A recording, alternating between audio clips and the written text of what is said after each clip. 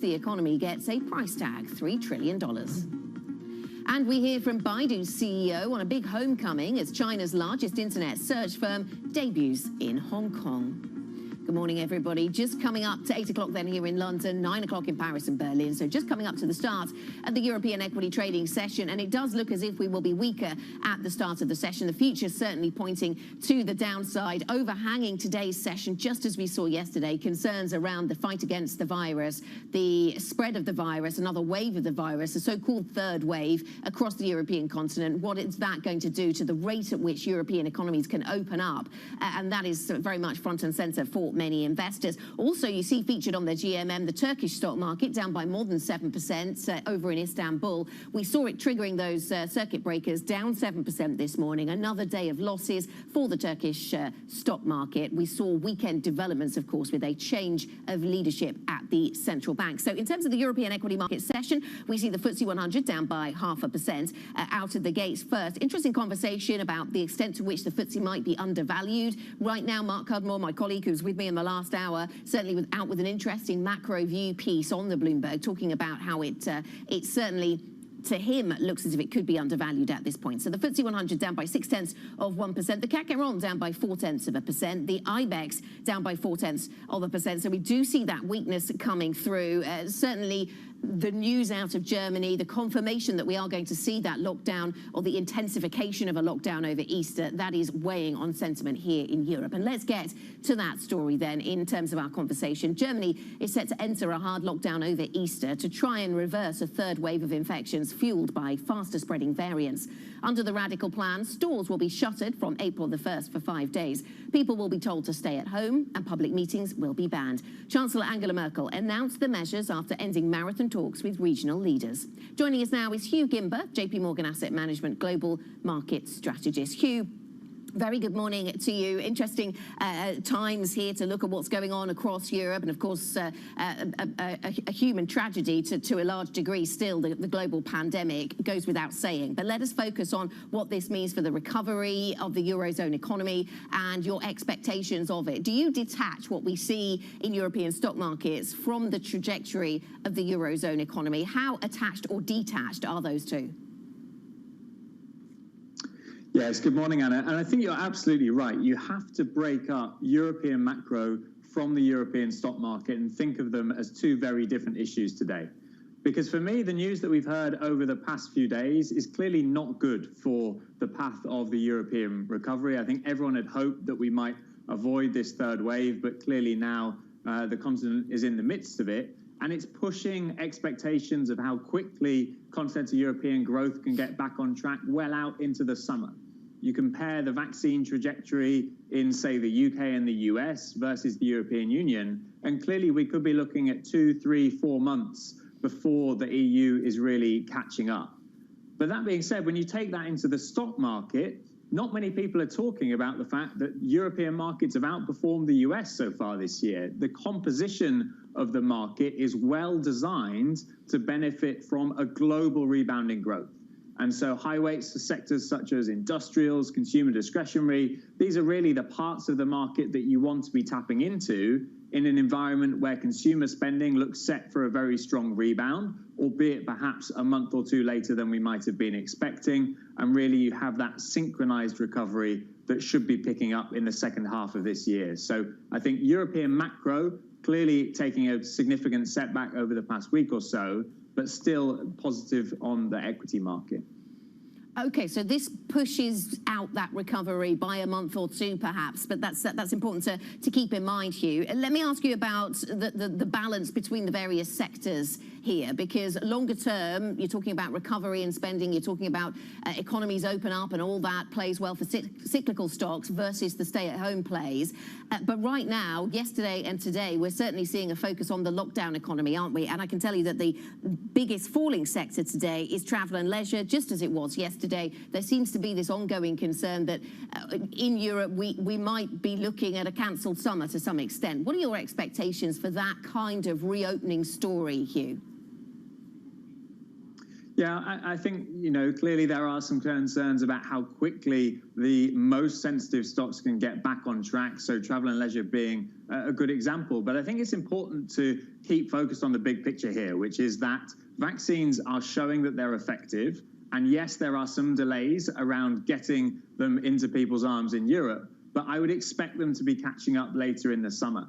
And particularly when you look at investor positioning and sentiment towards the Eurozone, it's pretty muted today. I think this is a well understood story that Europe is behind the curve in terms of vaccine rollout. And so I still think that leaning into that cyclicality, focusing on the prospects for recovery is the right way to play this, rather than focusing too much on the sort of stay-at-home winners. In very simple terms, the portfolio that's going to work in 2021 looks very different to the winners of 2020, albeit with some bumps along the road. Okay, so these are the bumps, but that's the big picture. Let me ask you about balance sheet strength in Europe then. So if we have to wait a little bit longer for the recovery, but it's just a couple of months then, Hugh, does that give you still the confidence to invest in maybe some of the more high-yielding, a little riskier balance sheets here in Europe? Are you still comfortable getting that kind of exposure at this point?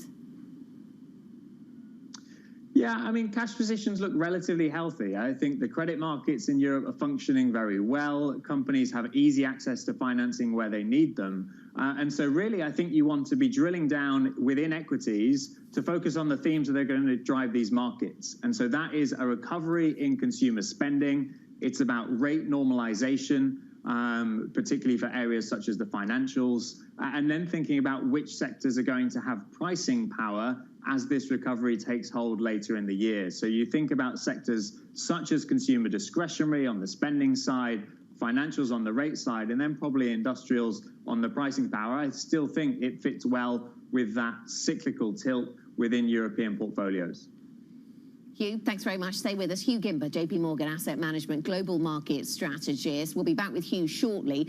Coming up on the program, the $3 trillion plan. President Biden's team weighs his next big bill, which could feature both infrastructure spending and the biggest tax hikes since the 1990s. Details on that next. This is Bloomberg.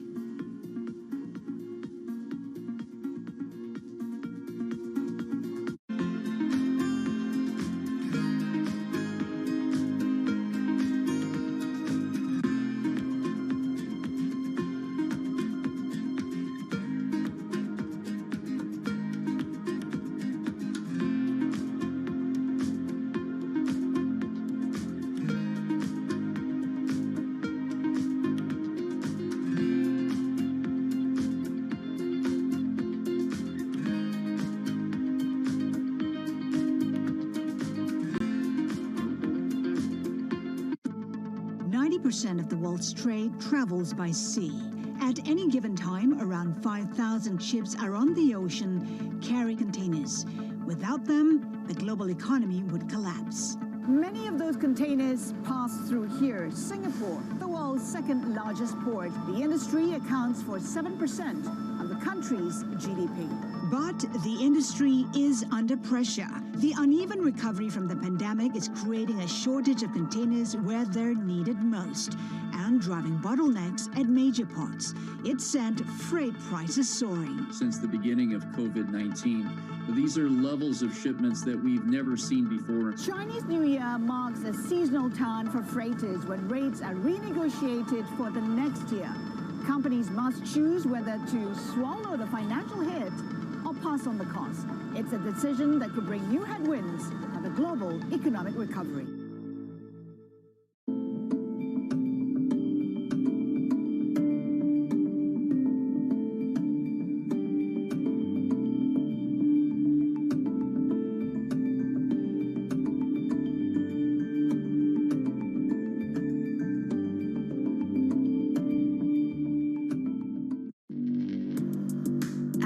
Here's the financial world on demand. Hear from leading economists, policymakers, and industry experts via live and on-demand webinars, only from Bloomberg. Start exploring to see what's moving the markets. Visit Bloomberg.com/webinars.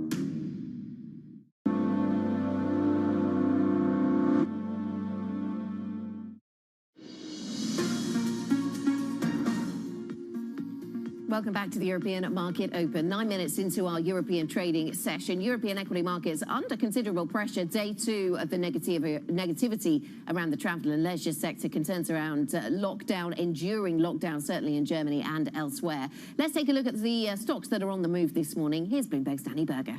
And we talked about this earlier, but Cineworld unveiling plans for reopening in the U.S. next month, and then the U.K. in April, and an agreement with Warner Brothers Pictures, so that is allowing the stock to climb higher by nearly 2%. To the downside, though, more warnings over a chip shortage, this time from Volvo. Citi says that this bottleneck could take about 10% off their 2021 EBIT. Finally, as you mentioned, the travel and leisure under pressure, so I want to give you a look on what that entire group looks like so far, down about 1%. IAG, TUI, some of the biggest movers to the downside in that group over concerns that perhaps summer holidays are not going to take place as planned. Finally, I want to get a read on Turkey. This is one where we've seen two circuit breakers again, same thing as yesterday, over the drama over the weekend with the ousting of the central bank chief. Also, got to look at those U.S. assets as well, considering we have testimony from Powell and Yellen today. Future tax rates, hikes rather, might be in focus. So you have to wonder if we'll see any investors positioning perhaps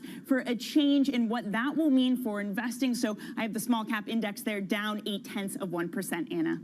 Danny, thanks very much. Danny Berger with a look at the markets then for you. Let's get up to date with some of the corporate news flow we're following here at Bloomberg. Here with a business flash is Laura Wright. Thanks, Anna. It's a homecoming for Baidu. China's largest internet search firm has debuted in Hong Kong. Trading got off to a slow start despite heavy demand from retail investors. Still, the firm has more than tripled its valuation since last March.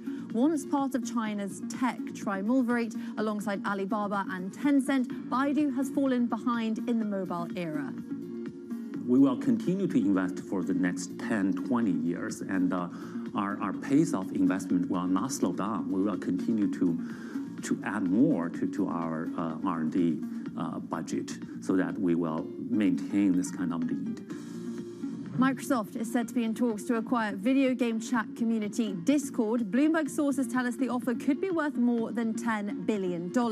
But we're also told that Discord is more likely to go public than sell itself. The company is known for its service that lets gamers communicate by video, voice, and text. No official comment from either side. That's the Bloomberg Business Flash. Anna.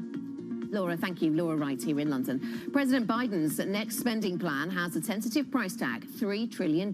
It is centered on infrastructure and climate change, with some $400 billion eyed for green spending. Unlike the COVID relief bills, these longer-term proposals could feature the biggest tax rises since the 1990s for corporations and the wealthy. Hugh Gimber, JP Morgan Asset Management Global Market Strategist, is still with us. And Hugh, do you have a sense of the balance between the tax hikes and the spending plan? I mean, there's some big numbers attached to this infrastructure spending plan right now. Do you have a sense of which is going to dominate investor thinking? Yeah, you're right. The first point to make is that these numbers are big. $3 trillion would be a huge slug of stimulus to a U.S. economy that has already seen a lot of fiscal stimulus over the past 12 to 18 months. In terms of that composition, I do think that there will be revenue-raising measures included this time. I mean, at a very early stage, I'd be looking at something maybe towards $1 trillion worth of,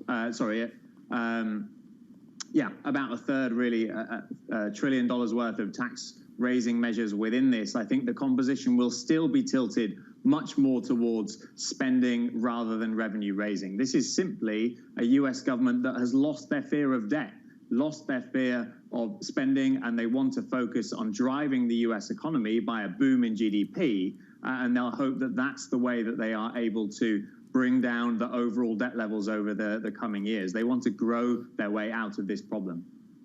Is the US economy in danger of overheating at this point, Hugh? Is that a danger that is on your radar? Or does the threat of the tax rises or the plan for tax rises to come reduce that threat?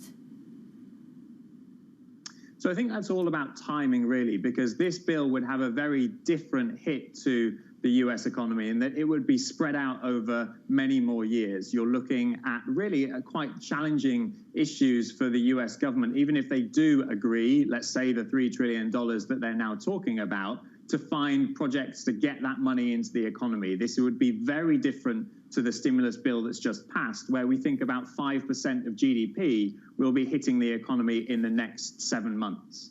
So less concerned about overheating from the stimulus bill that's to come in terms of infrastructure. I think the area to watch there is just how quickly we're going to see the jobs market recover over the course of the summer, because we know that we're still well down in terms of jobs in comparison to prior to the pandemic, but many of those are in sectors such as leisure and hospitality, where you could see the pace of job gains really accelerate very quickly over the next few months. And so for me, when you're asking about overheating, I'd be thinking more really about the impact of the stimulus bill, the stimulus checks that are hitting bank accounts now, and how quickly that can drive gains in the labor market over the course of this year.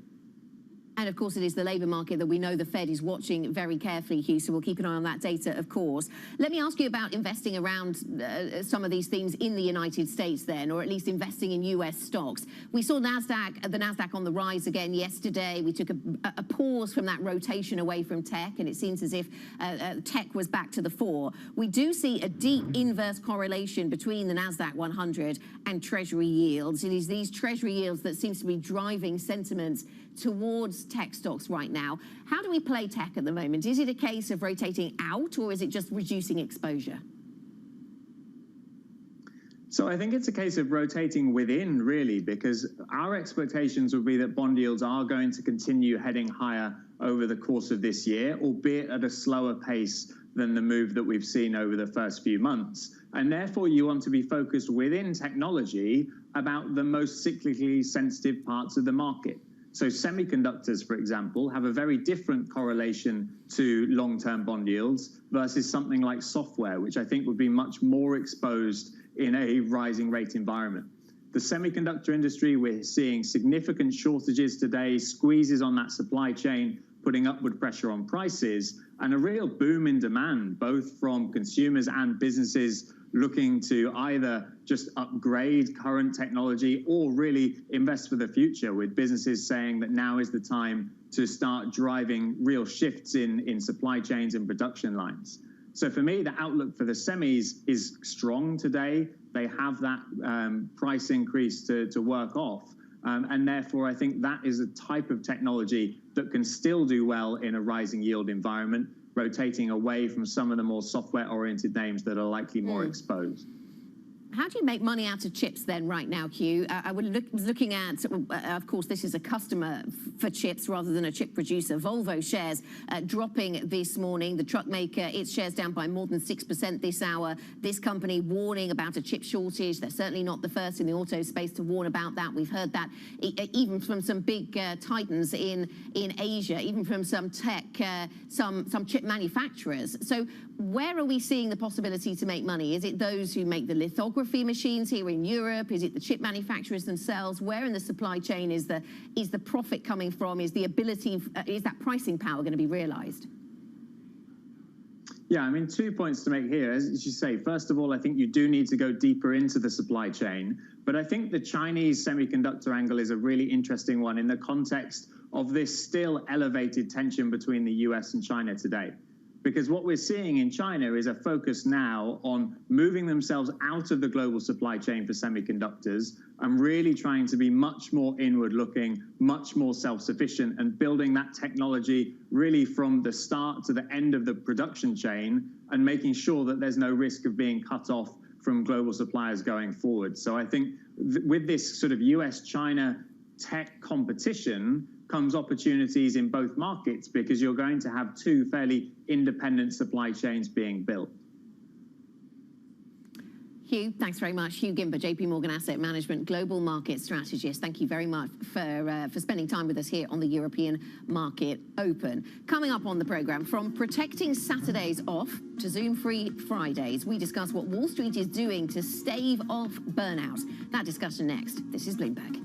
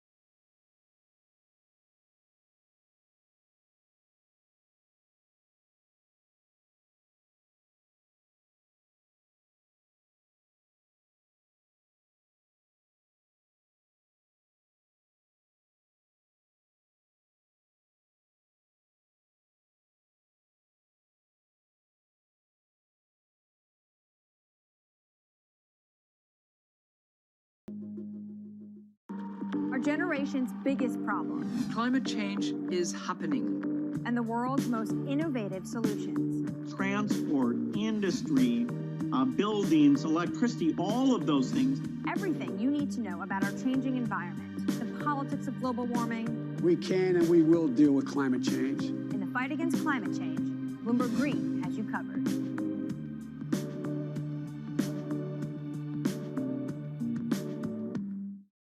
BSO Now is your online home for weekly Boston Symphony Orchestra and Boston Pops performances. See new concerts that go behind the scenes, plus acclaimed archival concerts. Visit bso.org/now, where the music plays on. BSO season sponsor, Bank of America.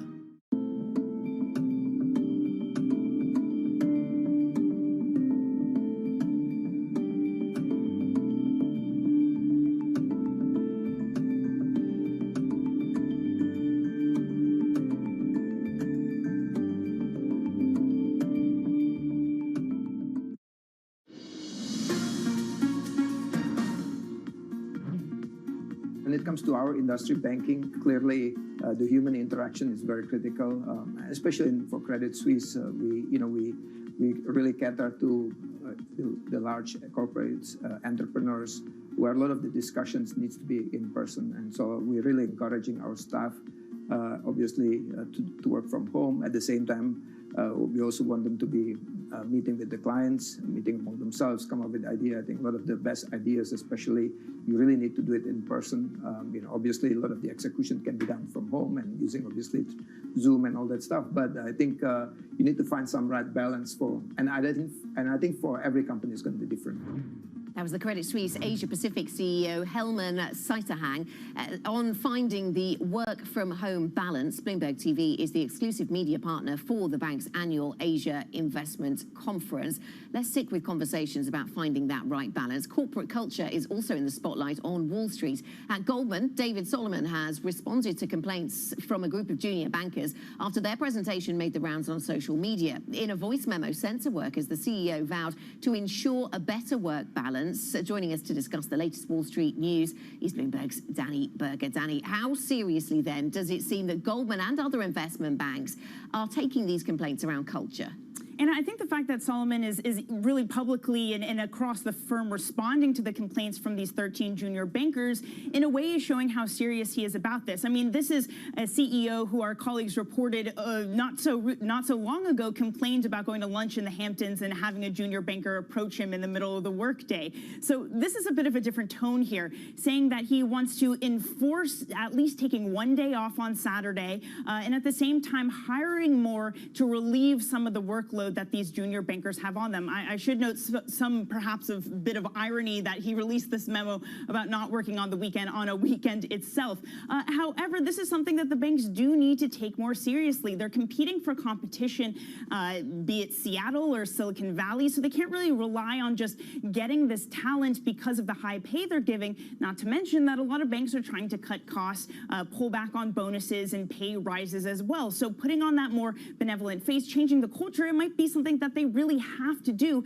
in order to retain talent. Yeah, it's really interesting to think about that trade-off between high pay and social life or free time, and how that is changing with competition from other sectors, with the likes of tech. So how likely, with that context in mind, how likely is it that these actions alter the culture on Wall Street? Well, look, it's definitely a tough job considering that it is just so embedded in the culture, almost one of hazing, where you have older management, senior management who have gone through the same thing and expect the same thing of their junior peers as well. And look, this isn't a new conversation. There were a spate of really tragic deaths in the mid-2010s surrounding junior workers. And back then the conversation was, okay, we need to give people time off on the weekend. So this aim is not a new one. We're still having that conversation. But considering how life has changed during the pandemic, considering not just bankers, but everybody around the world is facing more issues of mental health, it's being taken more seriously, you hope that this is a turning point, that this is a real change. And we did just hear financial news reporting that Jane Fraser, Citi CEO, is trying to implement a Zoom-free Friday, giving more people sort of the space to step back from their computer heading into the weekend. So this is an increasing conversation that we're hearing. Again, the hope here is that this really is a turning point. Yeah, it's very interesting. The more teaching young people at home about screen breaks happen, the more the young people then tell the parents that they also need screen breaks, which is an interesting dynamic to witness. Away from banking, we're also seeing, and driven by completely different stories, we're also seeing senior management changes in other parts of Wall Street. Take us briefly through those, Danny. Sure. So Leon Black stepping back from Apollo earlier than expected. In a statement, he said that a lot of the media attention he has received has quote, taken a toll on my health, caused me to wish to take some time away from the public spotlight. So, of course, this is the public and media scrutiny over his relationship with Jeffrey Epstein. Now, now the reaction of the share price, it rose by 4.5% yesterday, and Citi upgrading the stock really shows how important corporate governance is to investors as well. Citi analysts saying that this should reduce headline and flow risk. Speaking of corporate governance, we've also heard an apology from BlackRock's Mark Weidman. Yesterday, he's been long seen as one of the potential successors to Larry Fink, apologizing over inappropriate remarks at past events. So, Anna, corporate governance really in the spotlight. Yeah, absolutely. Some really interesting stories there. Danny, thanks very much for bringing them to our attention. Bloomberg's Danny Berger there. Coming up on the programme, when will it be time to pack your suitcases for a vacation? We speak to British Airways about the prospects of jetting abroad and its trial, crucially, of vaccine passports. What role will they play in enabling people to travel? Will that travel come this summer? That interview is next. This is Bloomberg.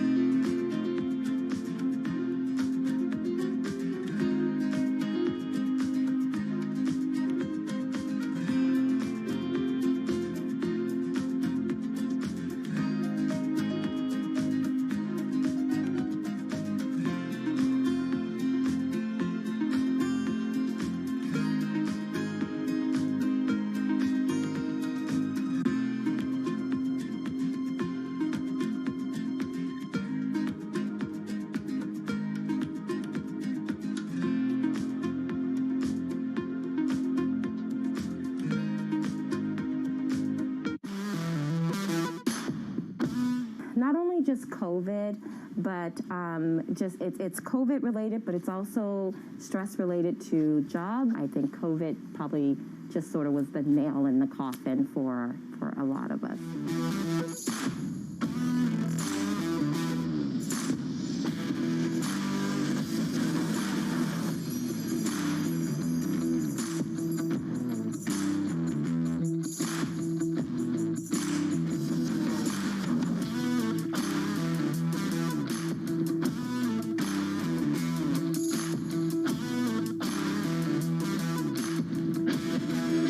Having the destruction room here is also a very healthy outlet. I do not encourage it as something that we do on a regular basis, but I do find that when people come in, being able to break plates, being able to write out whatever's on their mind and letting it go, being able to just take out their frustration and their anger.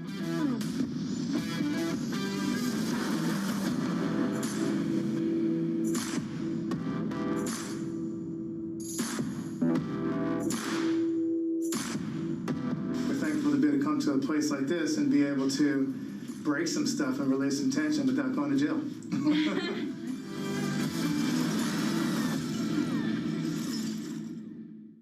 Valuations, particularly sort of the technology landscape, have gotten to some pretty extraordinary levels. So I think it's not a surprise. I don't think it's any indication of the beginning of the end, but I do think markets don't like uncertainty.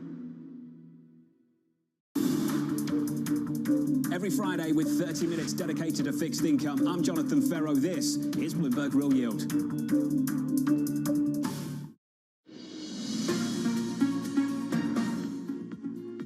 Welcome back to the European Market Open. Half an hour into Tuesday's session for European cash equities, and you can see moves to the downside, off earlier lows perhaps just a little bit, and a few more sectors in positive territory. We see money coming out of risk assets, coming out of equities, going into bonds, going into bond proxies this morning. On the GRI, you can see the sector breakdown. You see those bond proxies to the fore at the top of the screen there. Utilities, telecoms and the like moving a little to the upside, to the downside. Travel and leisure was bringing up the rear, but now it has more company. Retail, autos and parts and energy also looking a little bit sluggish as oil prices are down by more than 1% today, 63.81 on the Brent price. Let us get a Bloomberg First Word News update. For that, here's Laura Wright. Thanks, Anna. The UK and EU are edging closer to a diplomatic solution to their spat over the AstraZeneca vaccine.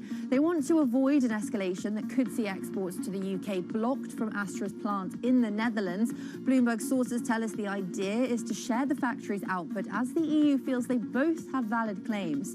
Germany is going back into a hard lockdown over Easter to try to reverse the third wave of the pandemic. Chancellor Angela Merkel and state leaders agreed to the restrictions after more than 11 hours of talks. Under the plan, Germans will be asked to stay at home with public meetings banned. Most stores will be closed for 5 days, with food shops being allowed to reopen before others. A shooting at a Colorado supermarket yesterday killed 10 people, including a police officer. A suspect has been arrested, but no details have been revealed, including a potential motive. According to AP, it's the 7th mass killing in the US this year. It follows a shooting last week that left 8 people dead in the Atlanta area. Global news 24 hours a day on air and at Bloomberg Quick Take, powered by more than 2,700 journalists and analysts in more than 120 countries. This is Bloomberg. Anna. Laura, thank you. Laura Wright here in London. Let's turn our attention to the aviation industry, which has been in focus this week. That's as tensions between the UK and EU, the re-emergence of lockdowns in some European countries, and the speed of the vaccine rollouts have some questioning whether international travel will be likely this summer. One such company impacted by the ongoing pandemic, of course, is British Airways, which has been hoping for a summer revival. The airline has partnered with digital apps like Verifly for vaccine passports so that it can restart flights ahead of the crucial summer months. Joining us now is Richard Treves, British Airways Head of Business Resilience. Richard, really good to speak to you today. So give us the benefit of your experience then working with Verifly, this mobile travel health app. You've been working with that on some of your routes across the Atlantic. What have you learned so far about how these apps can be used to ease travel right now? Morning, Anna. It's great to be with you this morning. Thanks for having me on. So we've been trying to take an industry-leading position now, building on the experience that we've gained to trial a number of different technology solutions to enable the safe reopening of travel, but also trying to make the journey for our customers as smooth and seamless as possible. There's a whole raft of restrictions around the world, and we need to make it easier for our customers to navigate those. We started a trial with Verifly in early February, and we've had a great uptake with that solution so far. There's a lot of terms around vaccine passports or vaccine platforms. The best way for us to describe it is that it's a technology app that allows customers travel documentation and test certification to be validated before they turn up at the airport. And the real advantage of using this technology is that customers can do so without having the uncertainty of queuing up in terminals and seeing if their documentation is going to be accepted. All of that can be done in advance. So we have the app on flights to the US and Canada. The app is also available for all customers traveling into the UK. And we're also doing some work on BA.com about that as well. Does that mean we've reached a sort of global agreement about what it means to be safe to fly or safe to arrive in your destination? Do we have global agreements about that? Because, you know, for some people, maybe immunization is a requirement, or for some countries, immunization might be required. For others, just proving that you've previously had the virus could be enough. How is that conversation progressing? Yeah, so sadly, there is not really an international consensus on this at the moment, and that's why we're trying to trial some of this technology right now. There are three likely pieces here. So one is kind of test certification to see if you test negative for the virus before travel. The second one is if you previously had the virus and you've got evidence of recovery. And the third one is which is getting a lot of attention at the moment, is clearly vaccination status. And we're trying to ensure that we've tested technology to prove that you've got those various statuses to enable you to travel and to ensure that you've taken a lot of the stress out of the restrictions that customers have to face. You're also working with IATA, I understand, on their travel pass as well. Are we going to get to a place, or do we want to get to a place where just one app is needed or one type of documentation is needed for global travel, or will this always, by necessity, be piecemeal? So the reason we're working with three different solutions at the moment, our own in-house solution plus Verifly, and then also working with IATA, is we think it's unlikely that there's going to be a single standard or single Apple technology to enable travel. The virus prevalence is different around the world, and there are different restrictions, and it's unlikely that we're going to get an international consensus in time for the summer. So by trialing different solutions and being able to do that in a real-world scenario, it allows us to really provide genuine real-world feedback, customer sentiment on what works and what things need to be considered or put in place. The IATA solution slightly differs to what we have with Verifly or what's on BA.com, because that's really focusing on test credentials or vaccine credentials. It doesn't necessarily cover the documentation side of things, but it's really good to have the different options available that we can trial right now to be able to feed into the government's task force report that's due on the 12th of April.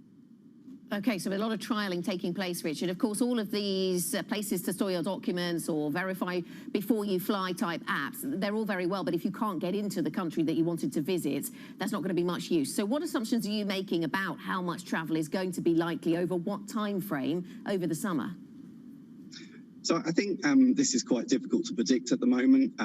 Obviously, there's been a lot of attention on Europe at the moment, but I think things can change. I think our focus really is on ensuring that the risks are mitigated. So it's using technology and the learnings we have to enable travel to be opened up, but in a safe way. It's in all of our interests to ensure that the variants of concern are controlled, and we believe that can be done in a very much a safe way. We've got a lot of experience in operating safely for our history and dealing with COVID. You know, there's similar principles to apply. So by being clear on the restrictions, by using testing, vaccination status, by looking at the prevalence rates within countries, there's going to be opportunities, we believe, to safely open up travel and allow people to return to the skies again. So you're still assuming that we'll have a summer. Summer is not cancelled then, as far as British Airways is concerned, not yet. So our focus is working with the government to provide solutions to the problem at hand. And I think there are various different rates of restrictions and rates of virus around the world. So from our perspective, we need to be able to enable people to travel safely. And that's our focus at the moment. Richard, thanks very much for joining us. Really good to speak to you. Richard Treves, British Airways Head of Business Resilience. Really interesting conversation there around the use of vaccine passports and the various forms they can take. A lot of trials going on within the aviation industry, of course. Coming up on the programme, back into lockdown. Chancellor Angela Merkel imposes strict restrictions in Germany. We'll discuss the latest from Berlin next. This is Bloomberg.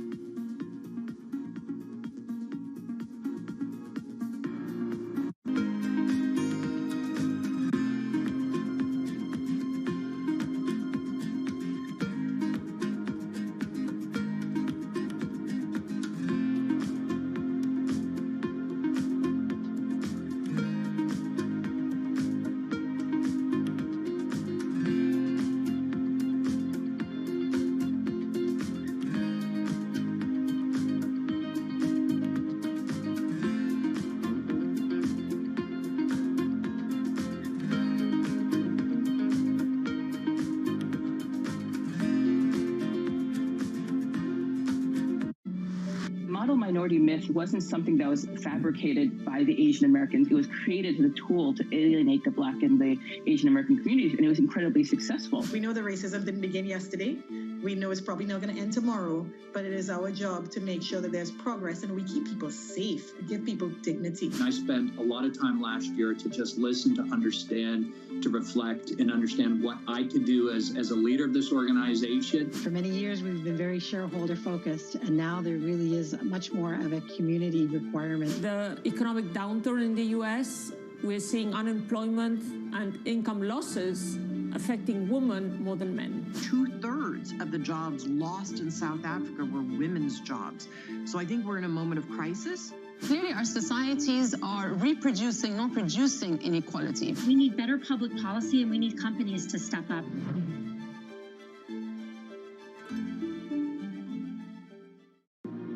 BSO Now is your online home for brand new Boston Symphony Orchestra and Boston Pops performances. Discover new releases each week that include behind-the-scenes storytelling with conductors including music director Andres Nelsons, guest composers and musicians, plus critically acclaimed archival concerts and more. Visit bso.org/now, where the music plays on. BSO season sponsored by Bank of America.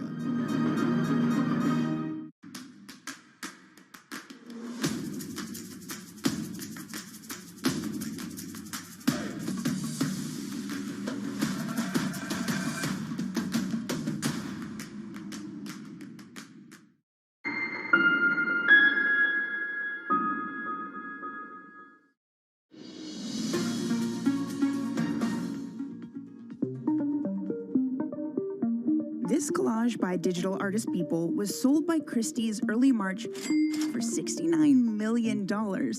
Same price as this Picasso back in 2018. And so, for the first time in a 250-year history, the auction house stepped into the world of non-fungible tokens, or NFTs. Beeple has been leading the crypto art boom. His 10-second nude video of Biden and Trump went for $67,000 in October, and for $6.6 million 4 months later. A different price and a different form. The video morphed into a defeated Trump laying on the lawn, a pretty good deal for the investor known as Pablo. I didn't know that it was going to go up in price in the manner that it did, but I was sure that this person was going to be the symbol or the leader of this movement. NFTs are like a certificate of authenticity, proving you own the digital artwork. Just like Bitcoin, NFTs rely on the blockchain. Most of them use the cryptocurrency Ether. Unlike Bitcoin, each NFT you own is unique and attached to a specific piece of art. But the concept's application could be limitless, from concert tickets to games or even nature conservation projects. Musicians like Grimes and Kings of Leon have started selling NFTs. For sure, the pandemic was an accelerator for anything crypto. It is a viable alternative right now to monetize your work as an artist. The size of the NFT market is anyone's guess. Digital sports cards from NBA Top Shot alone have generated over $300 million. I think if you look at that market more broadly, it's probably closer to about $2 billion. And, it's growing extremely rapidly. Even with super rare, we saw volumes increase of 4x just from January to February. But just like Bitcoin, there's a climate cost. There are a lot of new emerging networks on a different system called proof of stake, and this reduces the impact by 99%. Whether NFTs can match the Bitcoin craze is the million token question, unless it comes back to a loftier question. What is art? Danny Berger asking the big questions there, taking us behind the newest art from that's invaded the crypto sphere. Just to bring you up to date with some other NFT news, the CEO of a Malaysian blockchain service bought the first tweet of Twitter co-founder Jack Dorsey for $2.9 million. You'll remember that was being sold as an NFT. After his purchase, he tweeted, "This is not just a tweet. I think years later, people will realize the true value of this tweet, like the Mona Lisa painting." Interesting phenomenon, of course, to keep across, and Danny will keep us straight on that one. Let me get to some other news we've got this morning, and that is around bond markets. I cannot think of a decent transition, so I won't attempt one. A red headline across the Bloomberg says Europe sales of new bonds exceed 500 billion euros in record time, and this is the pace of bond issuance in Europe, essentially coming faster than last year. Sales so far this year at least 14% ahead of the same period in 2020. That according to data compiled here at Bloomberg. So let's get a Bloomberg Business Flash, some of the top corporate stories we're covering this morning. Here's Laura Wright. Thanks, Anna. Microsoft is said to be in talks to acquire video game chat community Discord. Bloomberg sources tell us the offer could be worth more than $10 billion. But we're also told that Discord is more likely to go public than sell itself. The company is known for its service that lets gamers communicate by video, voice, and text. No official comment from either side. Goldman CEO David Solomon is vowing his firm will work harder to make sure junior bankers get at least one day off a week. It follows a group of analysts raising the alarm about increasing burnout in the group. Solomon says he'll strengthen enforcement of the so-called Saturday rule. It says junior staff shouldn't be expected in the office from 9 p.m. Friday until 9 a.m. on Sunday. Fitness tech company Peloton has recently acquired 3 firms, adding wearables, AI, and interactive workout mats to its portfolio. The deal gives it the potential to build new hardware and services, expanding on its core offerings and bikes and treadmills. Peloton says the purchases were also to add new talent to the business. That's the Bloomberg Business Flash. Anna. Laura, thank you. Laura Wright here in London. Now, Germany is set to enter a hard lockdown over Easter to try and reverse a third wave of infections. Under the drastic plan, stores will be shuttered from the 1st of April for 5 days. People will be told to stay at home and public meetings will be banned. Chancellor Angela Merkel announced the measures after ending marathon talks with regional leaders. I have already talked about the dangers of the mutations, and as we are in a very obvious exponential growth period, I have to say that unfortunately, we will have to make use of this emergency brake. Joining us now from Berlin is Matt Miller. Matt, good morning. So this, of course, taking place in an election year. The German government, much praised, certainly externally, for its early handling of the pandemic, maybe not so in the most recent iteration. How is this going to hurt the CDU's election chances, do you think?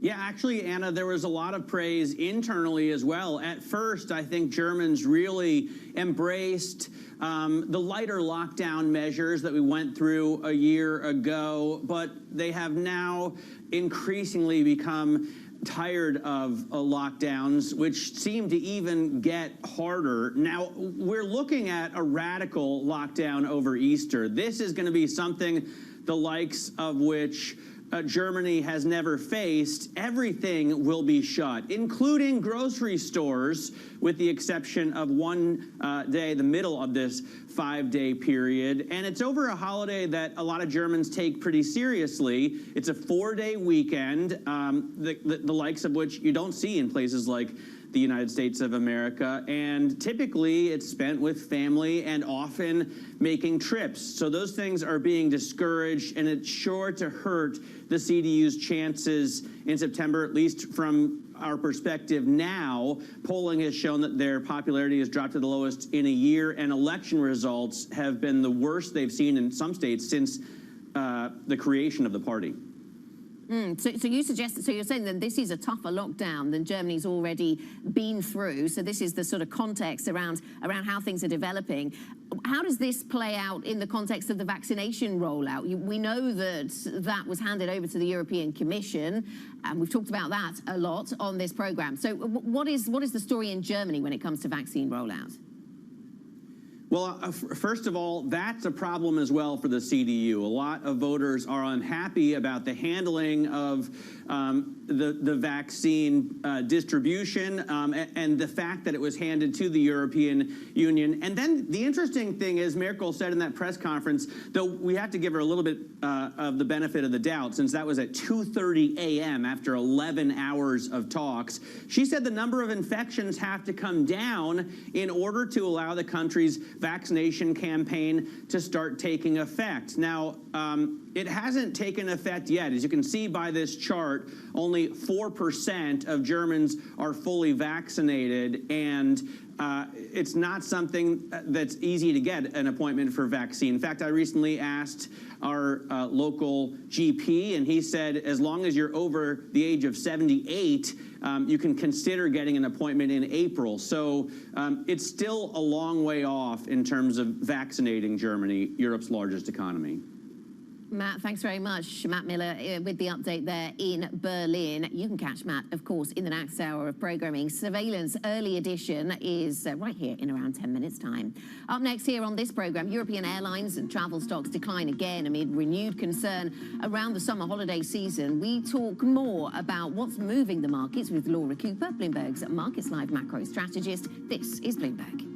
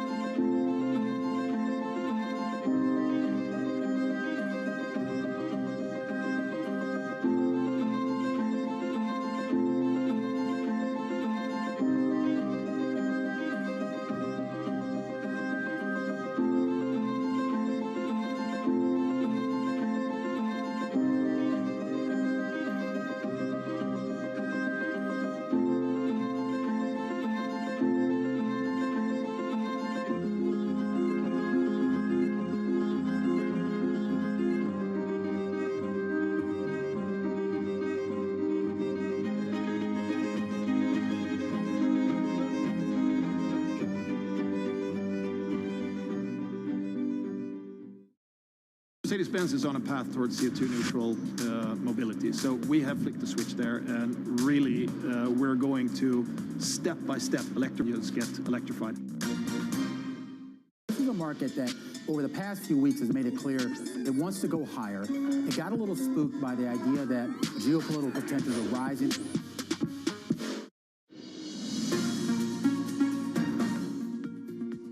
Welcome back to the European Market Open. This Tuesday morning, European equity markets then on the back foot. Still thinking very much about lockdown measures being extended across Europe and the impact of that. Laura Cooper, Bloomberg Markets Live macro strategist, joins us. And Laura, it seems another day in which sentiment is negatively impacted by these extensive lockdown measures, the reintroduction, the extension of them in various parts of Europe.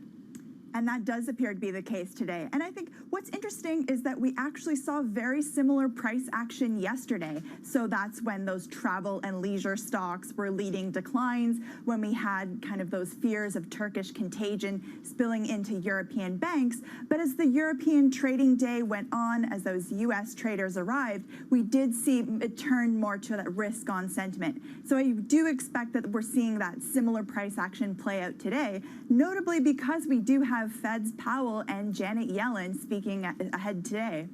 Yeah, indeed. What's going to be the focus, do we think, when we're listening to Jay Powell? Clearly, monetary policy and inflation. We've heard a lot from him on that. But when it comes to Janet Yellen, I guess it might be the fiscal side of things, the current stimulus program, and then the stimulus programs to come, the infrastructure spending to come.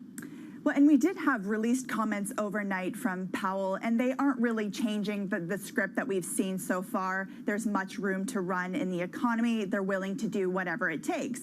But the fact that we now have this potential $3 trillion spending package coming from the U.S., that will certainly be in focus today. Notably, Yellen's likely to support more measures to support just that longer-term growth recovery for the U.S.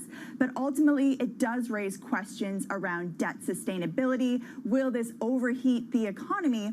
And ultimately, how are they going to pay for it? I think tax hikes are behind this package, and that's really something that we're going to have to hear more from policymakers, because that's really not a risk that's being captured in markets, certainly at this point. Yeah, it's interesting, isn't it, that we are seeing yields coming down on US Treasuries, Laura, but that is not giving a boost to risk assets right now. It really is the COVID story that is back front and center, almost a little bit more like 2020 than 2021.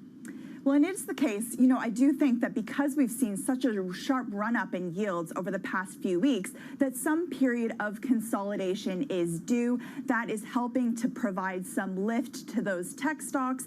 Ultimately, though, that rotation story still is at play.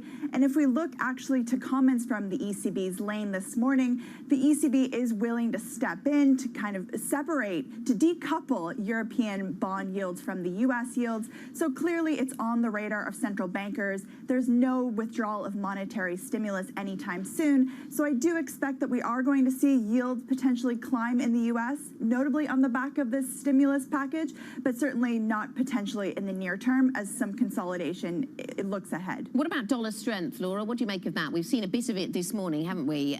But actually, there's been some stabilization in the dollar in recent sessions. Well, and that's actually something that's been quite interesting. You would actually expect the dollar to be much stronger against this backdrop of rising yields. But if we look at the ICE dollar index, it's actually struggled to hold above that 92 handle. And that's because we are seeing just certain trends come out against the dollar. Now, I would expect that that's likely to be supported because ultimately we are in this period of U.S. exceptionalism, but there are still idiosyncratic factors at play. We had New Zealand news overnight, which actually surprised currency markets. So certain factors to watch. Yeah, absolutely. Interesting New Zealand story. Laura, thank you very much. Laura Cooper, Bloomberg Markets Live macro strategist. That is it for the European Market Open. Surveillance early edition is up next. European equity markets then moving to the downside. We wait for Yellen and Powell. They speak later. This is Bloomberg.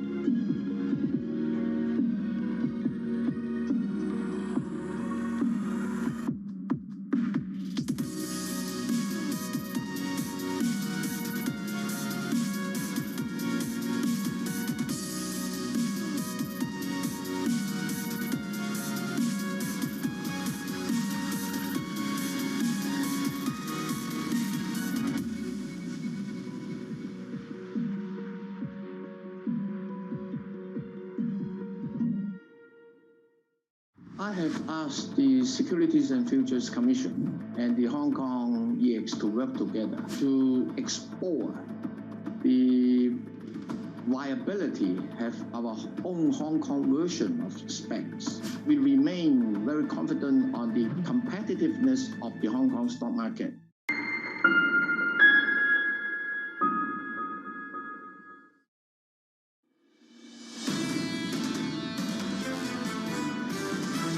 Everybody is aware of the checks, right? We know that over 100 million checks have gone out to the American people already, and I think people understand that that money is coming. We are very confident. Many regulators are very confident that the vaccine has been approved in more than 70 countries in the world. We want to bring electrification to the millions, not just the millionaires, if you will, and that's what this car will do and can do. This is Bloomberg Surveillance, Early Edition, with Francine Lacqua, Matt Miller, and Keely Lines. Well, good morning, everyone, from London, Berlin, and New York on this Tuesday, March 23rd. Our top stories today. Biden's big bet, he's counting on a $3 trillion infrastructure plan to juice the economy and keep the U.S. competitive with China. Fear factor, the Fed chairman and the U.S. Treasury Secretary go before lawmakers who are increasingly worried about the threat of inflation. And the $10 billion question, Microsoft is in talks to buy video game chat community Discord, but will the company decide to go public instead? Quite a lot going on in the markets. We look at treasuries, and Kaylee, of course, all eyes on what Janet Yellen and Jay Powell will testify, once again having to convince the markets that, yes, the economy is getting better, but they stand united.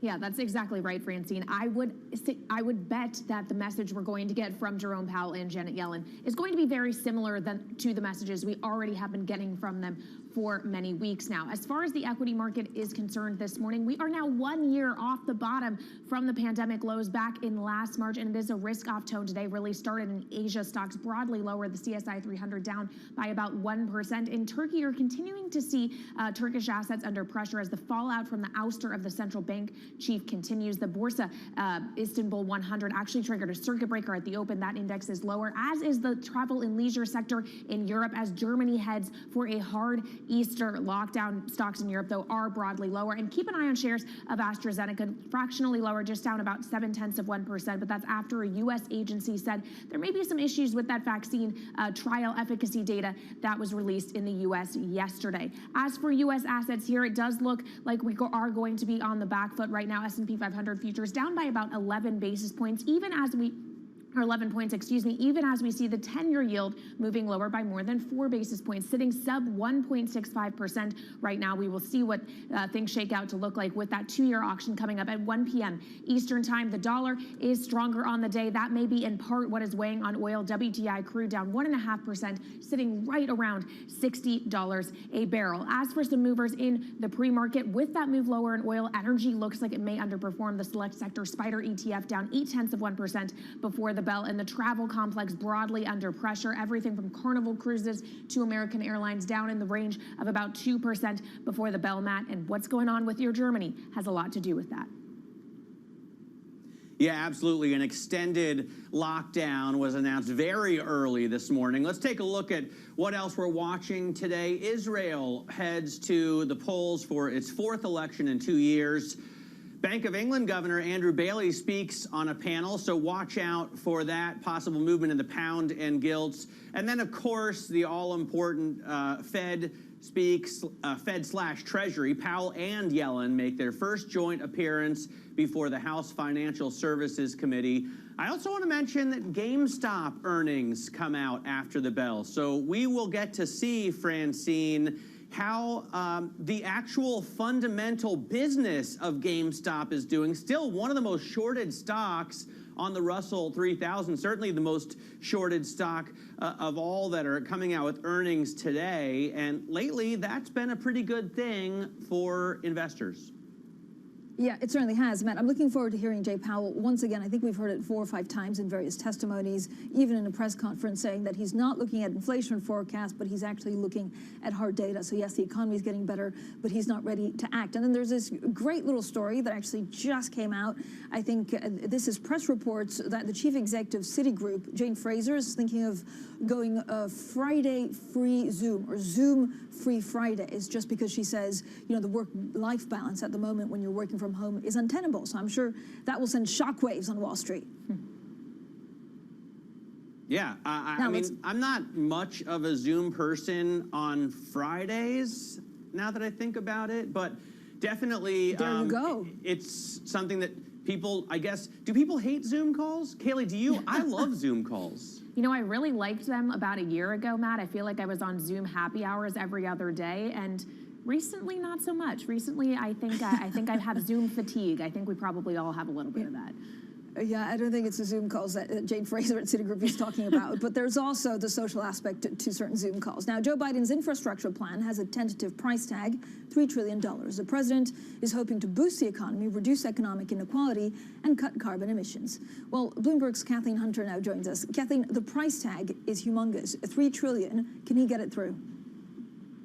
Well, I think that's the $3 trillion question. I think that, here we are just days late after the last stimulus measure, which was $1.9 trillion, was signed into law. That did not get any Republican support. The scope of this is much, much bigger. And so by a lot of accounts, most accounts, in order to get it through, they're going to need some degree of Republican support. So some of the things they're talking about is breaking it up into smaller pieces, what's going to be included. But I think really whether or not Republicans are going to come on board with any of this is the big question that remains unanswered. All right, Kate, thanks very much. Kathleen Hunter there covers Washington for us from Bloomberg News. Now, it could be a $10 billion deal, according to Bloomberg sources. Microsoft is in talks to acquire Discord, a video game chat community. The San Francisco-based company is best known for its free service that lets gamers communicate by video, voice, and text. Let's bring in Bloomberg's Danny Berger for the details. Danny? Matt, this really is just one of those big pandemic plays. As you said, this is perhaps best known, Discord, as a chat app for gamers, but it's more than that. It's also a place where you can host virtual hangout sessions or dance classes, really anything. And so people familiar tell us that they've been talking to potential buyers. Microsoft is one of them. However, one person also told us that Discord might want to go the IPO route and that they're more likely to do so. It's this really interesting push and pull between a company like Microsoft, who wants to get more exposure to social media. We know they bid for TikTok last year trying to buy it and are willing to pay up for it. This could be a $10 billion deal. At the same time, we have seen public markets, perhaps not recently with the volatility, but IPOs that are sort of new economy plays have done very well. I'm reminded of Snowflake last year or Airbnb that got a really sizable day one pop. So that perhaps will tempt Discord to go the public route versus selling to Microsoft. Thank you so much, Danny Berger there. We're pretty excited about the story just to understand what they'll do, whether they'll go private or public or actually be bought. Now, coming up, we talk about markets, we talk about Treasury, we talk about the infrastructure plan of the Biden administration with Sonia Loud, Legal and General Chief Investment Officer. And then after that, the next frontier for sustainable finance, we'll be speaking to Marilyn Chechi, the Global Head of Green Bonds and ESG Debt Capital Markets at JP Morgan. This is Bloomberg.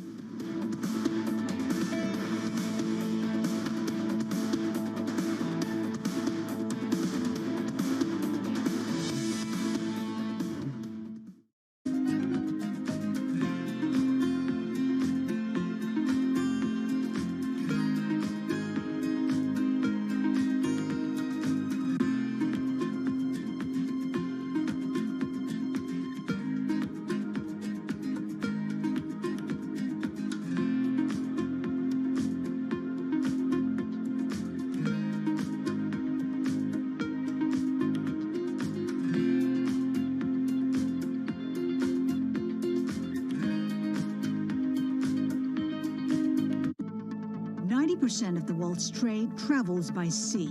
At any given time, around 5,000 ships are on the ocean carrying containers. Without them, the global economy would collapse. Many of those containers pass through here, Singapore, the world's second largest port. The industry accounts for 7% of the country's GDP.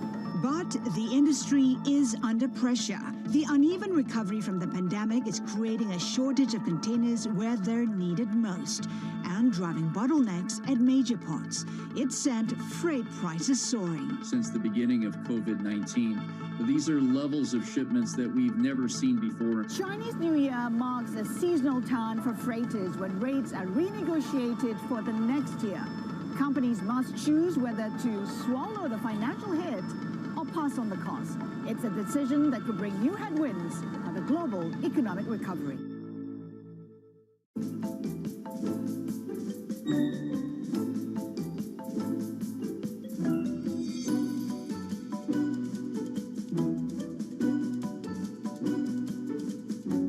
How can somebody remember things that happened 80 years ago? How do you do that? David, it's easier to remember 80 years ago than what I had for lunch today.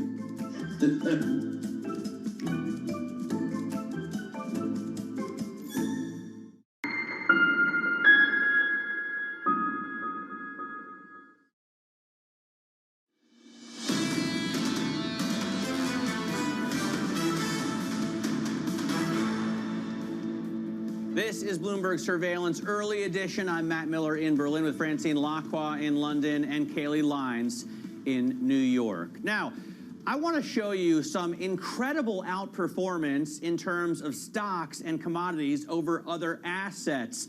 Take a look at this terminal, at this chart, I should say. For those of our listeners on London DAB, I will tell you what it shows is that the MSCI All Country World Index, since 1 year ago when we hit a bottom, has jumped 70%. So stocks are up 70%, commodities are up 40%, but of course, if you held bonds, you're a loser. At least treasuries, you're a loser. If you held investment-grade corporate debt, you're only up 10%. But the point is, there's been an amazing outperformance of equities during this recovery rally. Joining us to talk about this and what she expects going forward is Sonia Loud, CIO at Legal and General Investments. Sonia, have equities run too far, too fast?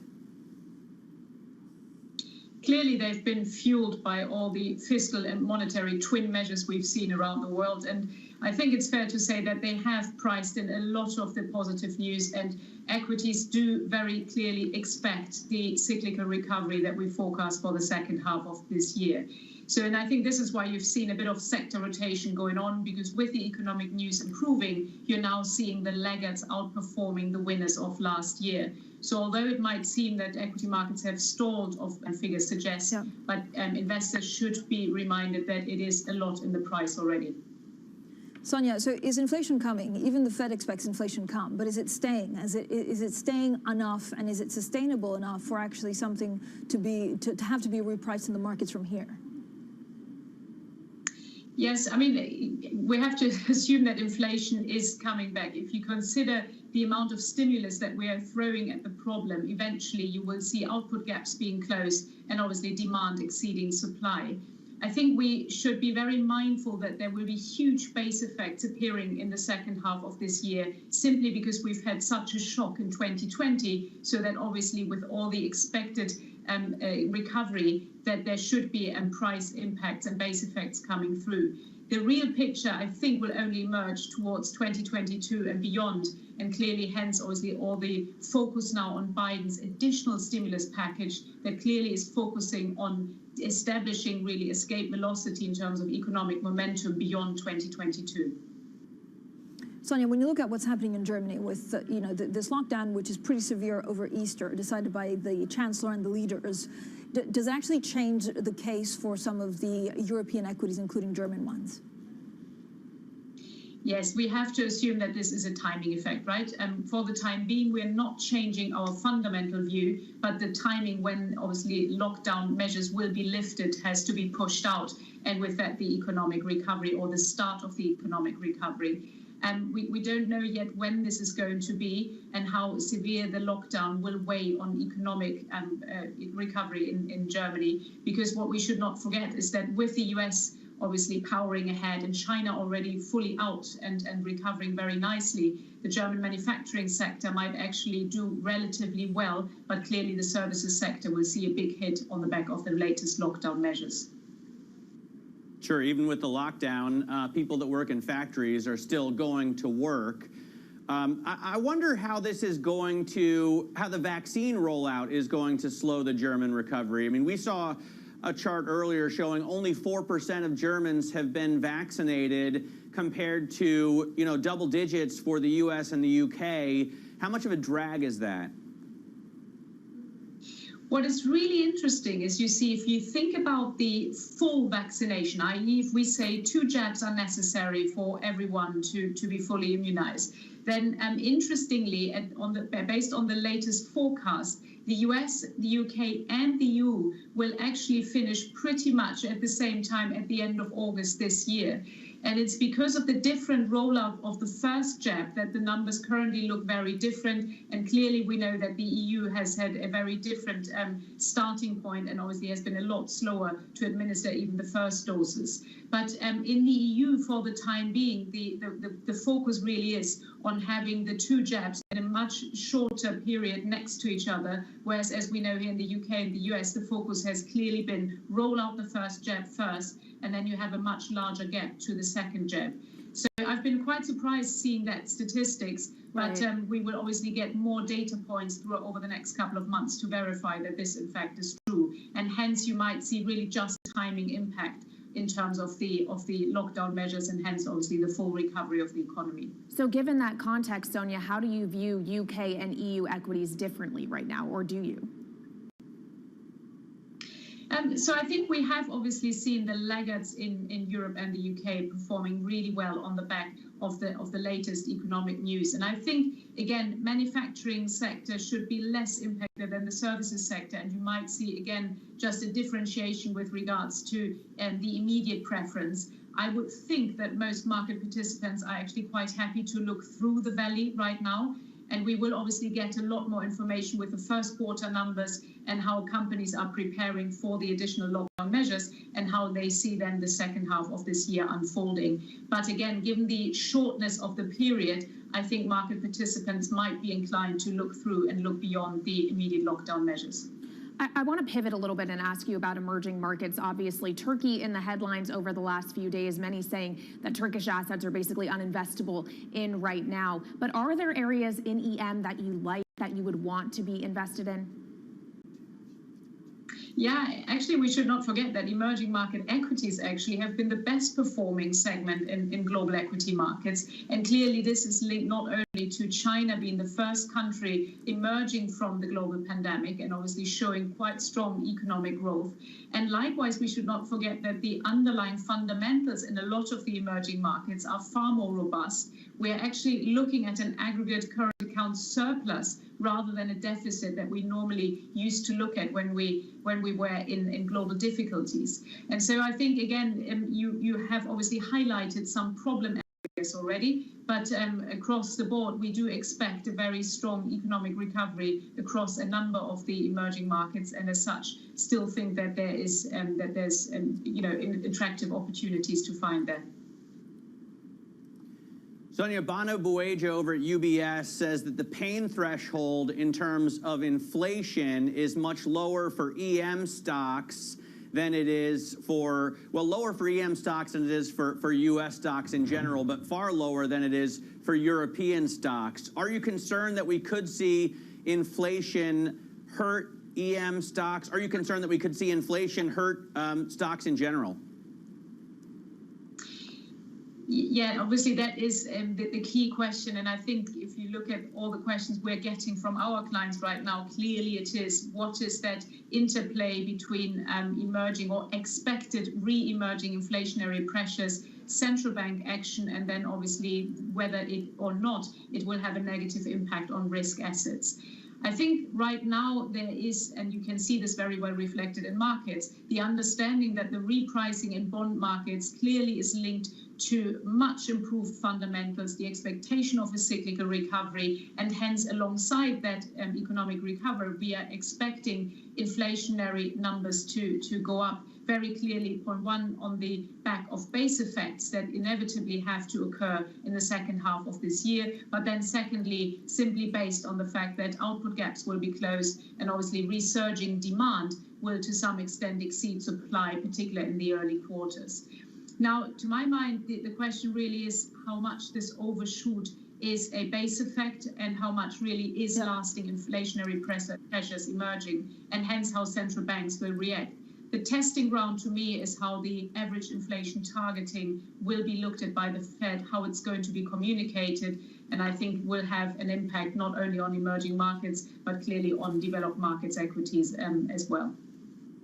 Sonia, how many questions do you get on junk bonds, or how many do you actually get on Bitcoin? Or is it something that your clients want to know more about, or actually, you know, would like you to have some exposure in a portfolio?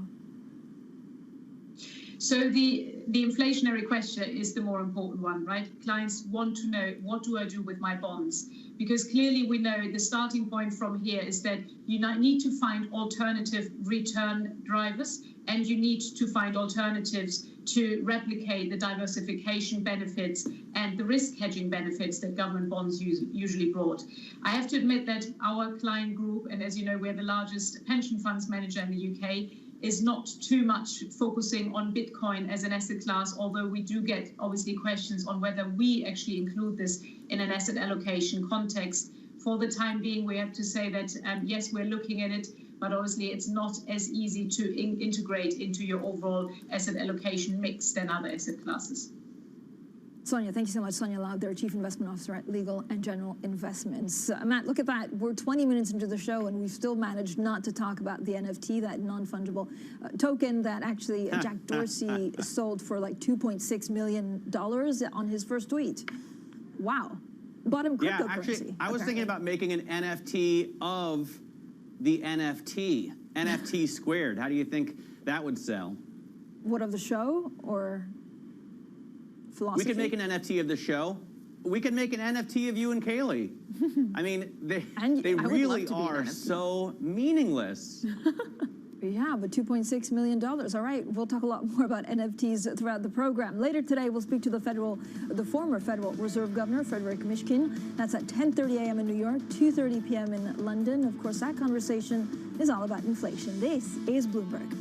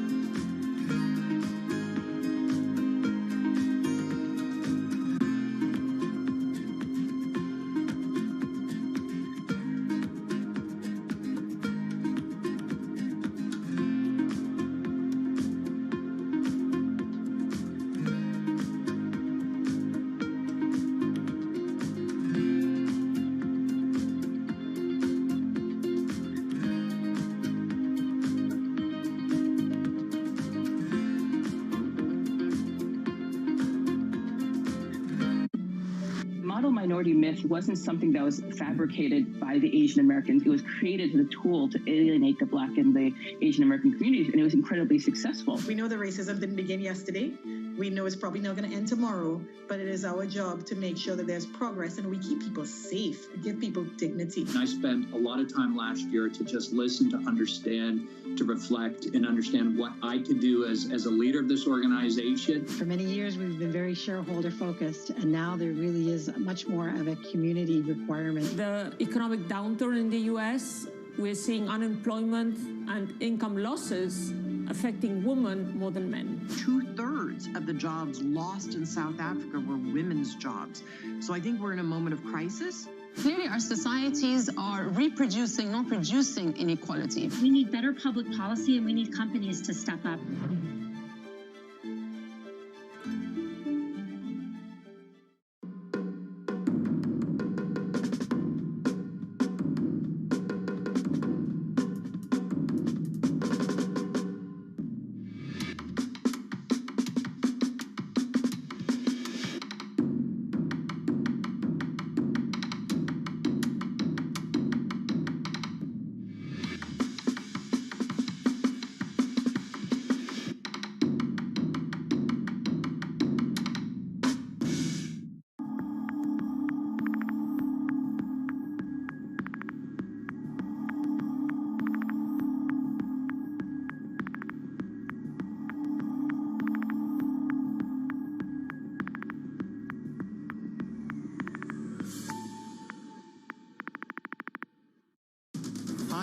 Weston. Bloomberg Television is reinventing one of the most iconic brands in financial television for a new audience. Join me to see the news program for the clever investor. This is Bloomberg Wall Street Week. Trading revenues coming in better than expected. Everything cash, $1.4 trillion of cash. One of the most notable aspects of this report that was stellar.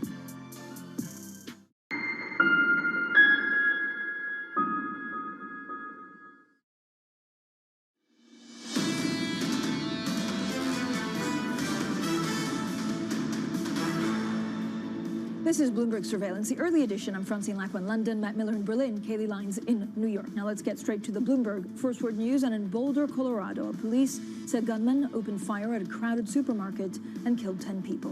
One of the victims, the first police officer to arrive. One man has been arrested.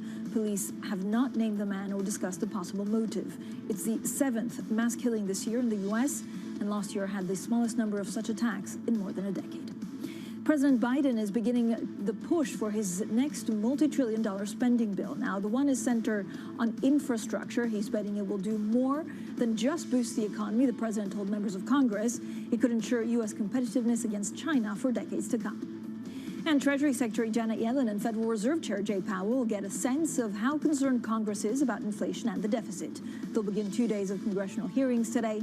Republicans blasted the pandemic relief bill as excessive. Now President Biden is on the verge of proposing a more expensive bill to fix the infrastructure. I know, Matt, that means we're on inflation watch, as the markets are every day, to see exactly how Jay Powell responds to that.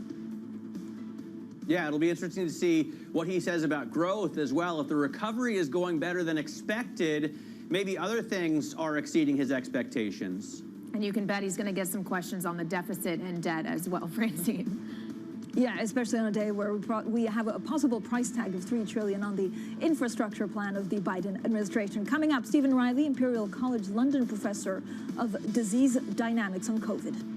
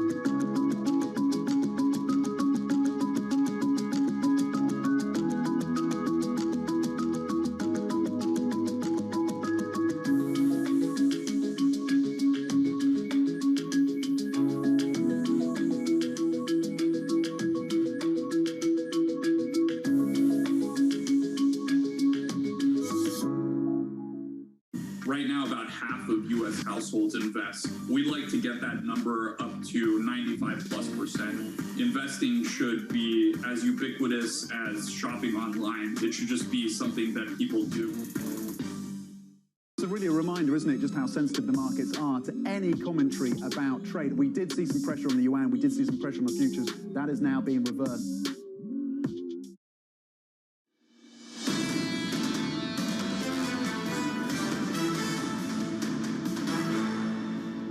This is Bloomberg Surveillance, the early edition. I'm Francine Lacqua in London, Matt Miller in Berlin, Kaylee Lyons in New York. Quite a lot going on, Matt, in the world of Treasury. So we look at inflation with that testimony, but then we also need to talk about AstraZeneca. It seems that every day there's something that they could have done better. Yesterday we had trials in the U.S. and today, the U.S. basic authorities are saying some of the data could have been incomplete or even outdated.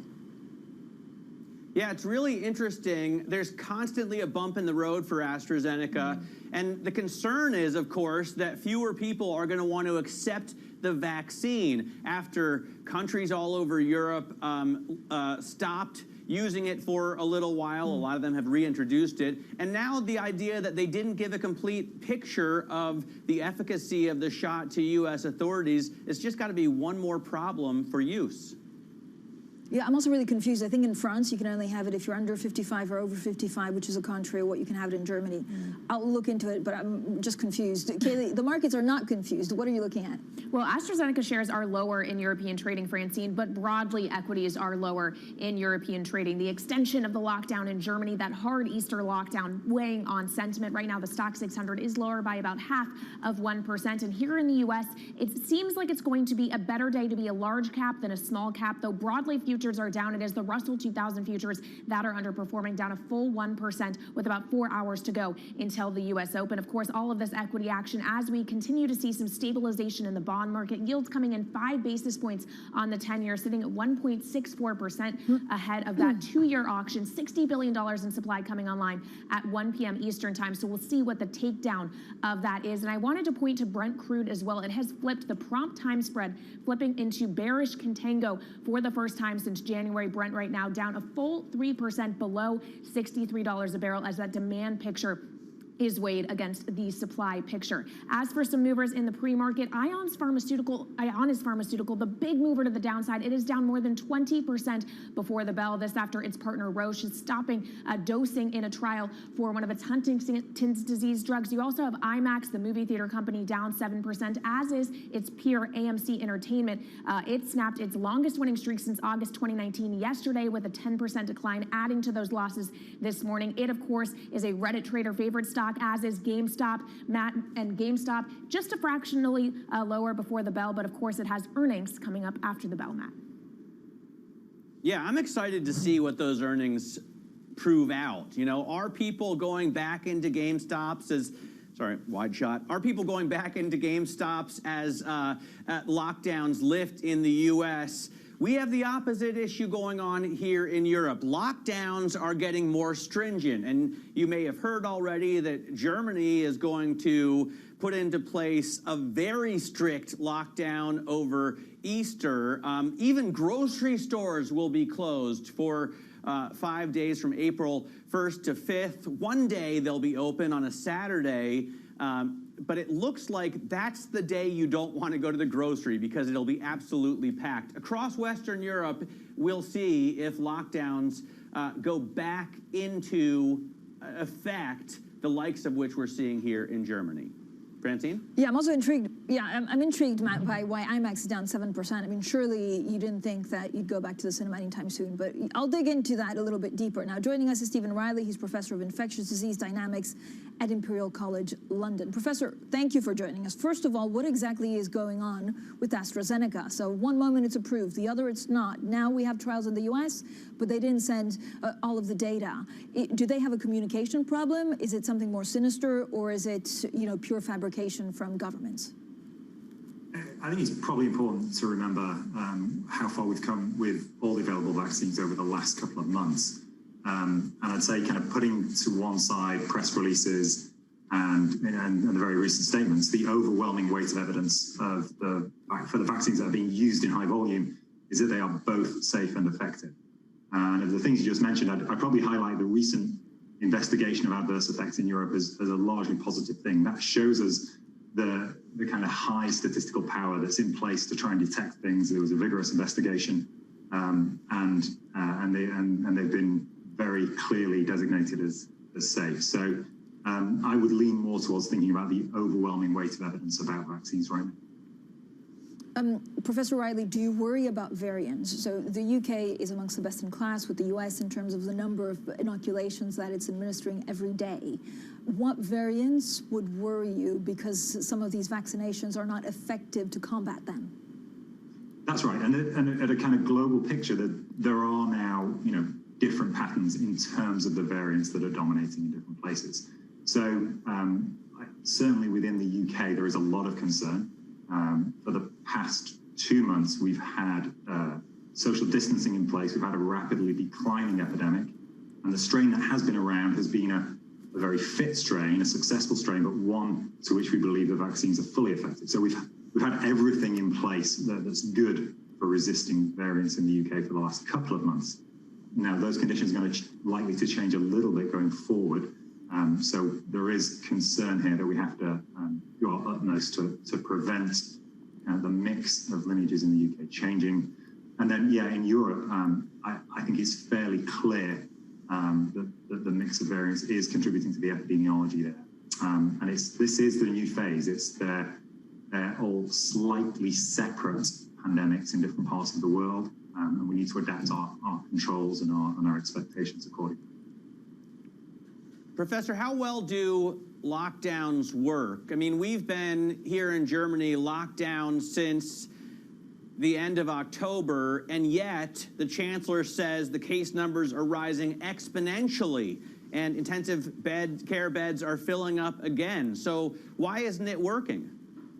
So the thing that we know works is when people change their behavior. We know how the virus is transmitted. We've known for a long time, and we know that when people make substantial changes to their behavior and reduce those number of contacts and reduce the risk per contact, we know transmission comes down. And recent experience in the UK shows that's the case even for the kind of more fit variants. So then the degree precisely to which government policies contribute to that depends on the setting, the sentiment of the population when those interventions are called. Right now, given the situation, given the healthcare pressures in some parts of Europe, I would expect clear signalling from governments to have a substantial effect. I would expect it to catalyze substantial changes in people's behavior that would lead to drops in transmission. But obviously, there's no guarantee of that. And as you point out, these are not obvious, immediately obvious successful policies every time that they're trying. I was thinking about my motorcycle over the lockdown, what I'll do if it needs repairs. Of course, in the shops, the mechanics are still going to be working. If you go to the Volkswagen factories, the line is still going to be running. People at work could be a real problem if what you're saying is the real issue is that they're still getting together. The government doesn't seem to be doing anything about that. Yeah, so that's a trade-off. My interest is, my expertise is in the health side of it, not the economics. But there is essentially a budget of contact that can occur, and governments all around the world are now very used to spending that budget of contact. So they prioritize, according to their own needs, they prioritize different segments of the economy. And for the examples that you gave, there's also different levels of safety within the workplace. So in some environments, it's very, very difficult to be economically productive and relatively safe against transmission, whereas in other sectors, large, well-ventilated or open production facilities, it's probably somewhat easier to get that economic productivity going without the same increase in risk. Stephen, is there a threshold at which either enough people have already had COVID-19 or have been vaccinated that we can breathe easier, or is it really going to be until there is 70-75% of the population inoculated that happens? It's unfortunately, it is very difficult. There are many more moving parts than just the efficacy of the vaccine and the number of people who've received it. We're constantly changing our behavior. If the countries to look at are probably countries like Israel and possibly the UK, where they are the most advanced in terms of rolling out the vaccine.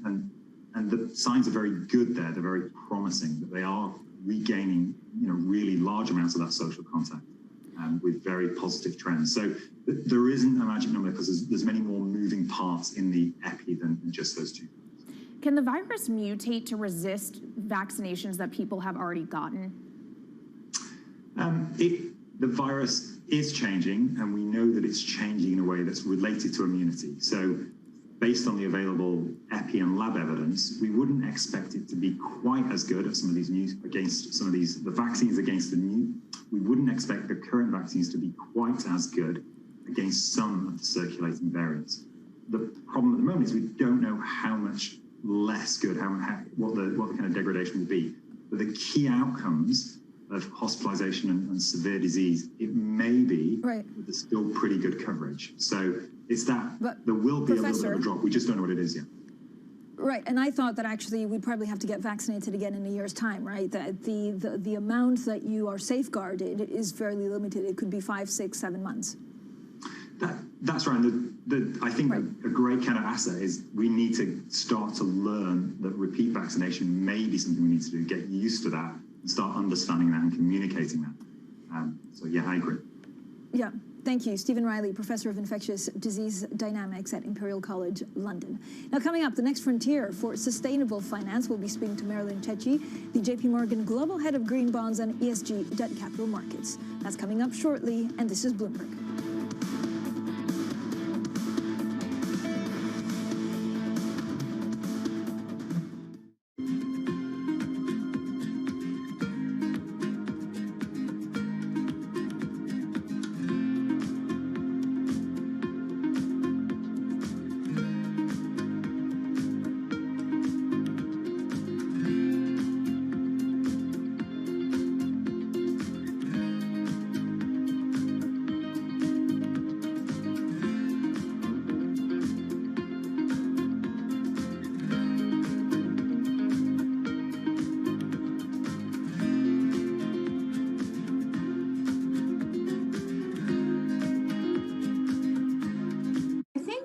Expect that face-to-face learning is the ideal, but I don't think that we are ever going quite back to that.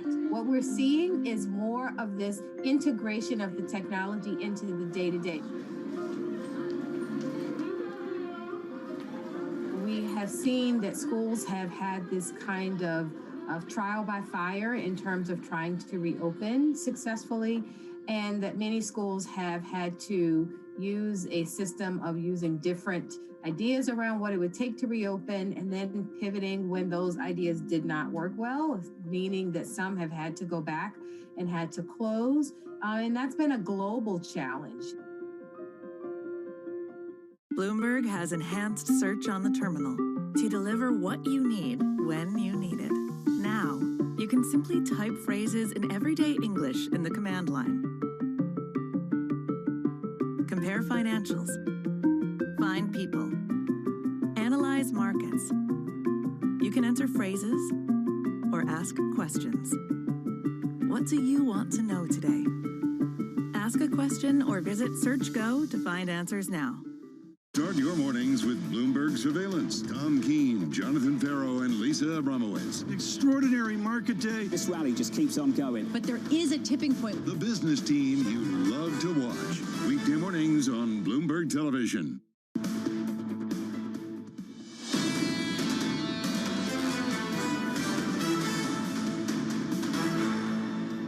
This is Bloomberg Surveillance Early Edition. I'm Francine Lackman, London, Matt Miller in Berlin, Katie Lyons in New York. Now let's turn our focus to what JP Morgan is calling the next frontier for sustainable finance. The firm says 2021 will be the year of sustainability-linked bonds. Now global sales of the bonds could actually hit $150 billion. That compares with just $8.9 billion of issuance last year. Well, to talk about all of this, we're joined by Marilyn Cecchi, Global Head of Green Bonds and ESG Debt Capital Markets at JP Morgan. Thank you so much, Marilyn, for joining us. We had actually the chief executive of Enel a short while ago, that one of the first ones to come out, I think about 18 months ago, and issue some of the green bonds. When you look at the appetite for green bonds, is there more and more realization, amongst traders that actually what they don't want to do is buy the ones that are greenwashing? So how do you make the difference between green bonds that are the real thing and the ones that are still transitionary? That's a great question. And the Green Bond Principles Executive Committee provides guidance for the market and to prevent any of those activities of greenwash that you suggest. But I think it's important to remember that the ESG bond market, or sustainable bonds, is made up of a variety of different instruments, namely green bonds, which you mentioned, but also social and sustainable bonds, and the brand new sustainability linked bond.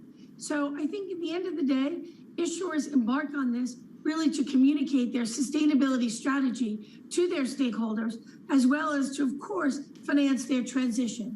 And so there's no real incentive for issuers to embark upon a greenwash activity. So there's just no motivation. Marilyn, are companies actually considering adding these sustainability targets, to such as what you mentioned, so sustainability, and social and governance goals? So would it be tied, for example, to women in managerial position? Or are we still a long way off from the issuance of such bonds? I don't think we're a long way off from that at all. I think the initial focus is climate, which makes sense. There's such a dire need there. And I think that when we drafted, the Executive Committee of the Green Bond Principles, when we drafted the principles for sustainability-linked bonds, we make sure they're material, core, and relevant to the issuance. So the first issuances, you mentioned Enel, they were the first to issue the sustainability-linked bond, and obviously their primary focus is going to be climate, given their activities. But we have seen some social bonds come to market in the sustainability format. And I think Novartis is the best example, where they issued sustainability-linked bonds that are tied to their goals for patient access in lower and middle income countries of some of their innovative therapies and some of their flagship therapies. So I do think you're right that we're not far off from looking at diversity and inclusion, as we've seen in other stripes like Alphabet's most recent transaction, where they use racial equity. Marilyn, is there any element of charity here? One of the cynical comments I get a lot is, I don't want to pay a premium for green bonds. I'm not going to accept a lesser return for ESG investment. Does that exist?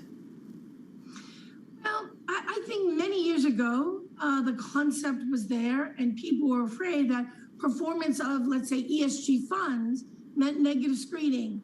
And some of those industries you screen out are higher yielding. But the world has changed dramatically since those early days. If we look at green bonds, there's such a tremendous demand for them now. Asset managers are consistently calling, saying they need green bonds, they need SLBs, that their asset owners are really pushing and demanding these investments. So we're really not at that stage. Even if you talk to asset managers, they'll say, 1 out of every $2 coming in has some ESG filter on it, right? Either a priority to buy these positive impact investments, or certainly has some, let's say, negative screen associated with it. So I think we've come a long way from that early stage. Which products see the most issuance? I know that there's been an explosion of the SLBs, but overall, what's the king of ESG investing?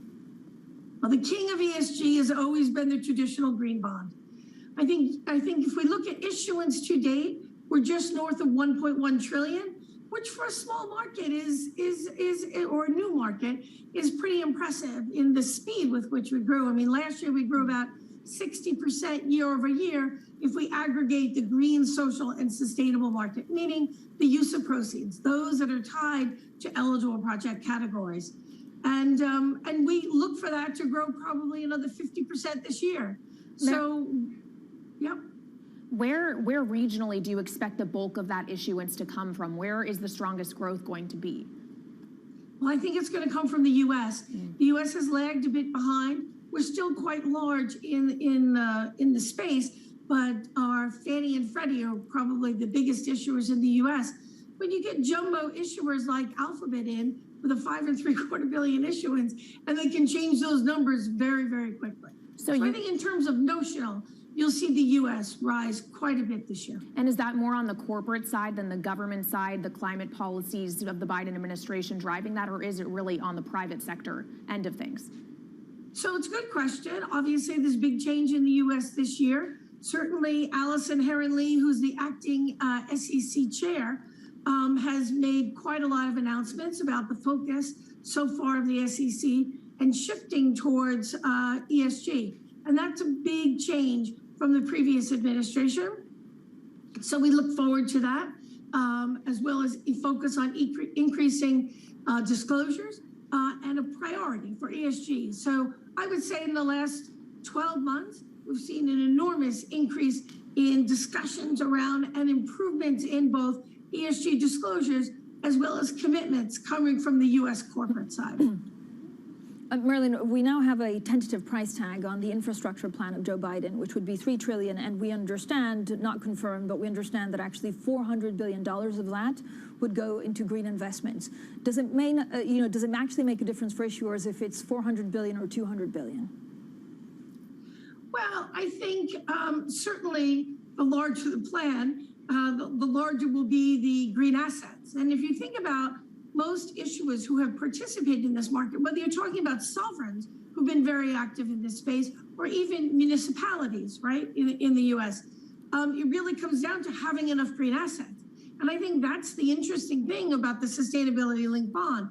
You're not tying yourself to green assets, because yes, it will matter. And the larger the number of green assets, the larger it'll allow the green bond market to grow. But with the new instrument, the SLB, beauty of this is it just makes a commitment to your transition, right? And that will allow you to increase issuance. And so you will no longer be capped by the amount of green assets you actually have, but rather your goals looking forward and what you're trying to achieve. Thank you so much, Marilyn Ceci there, Global Head of Green Bonds and ESG Debt Capital Markets at JP Morgan. Now, coming up, we talk about Baidu, Baidu's big comeback, the company's stock offering in Hong Kong, marking an unlikely resurgence for founder Robin Li. More from our interview next. This is Bloomberg.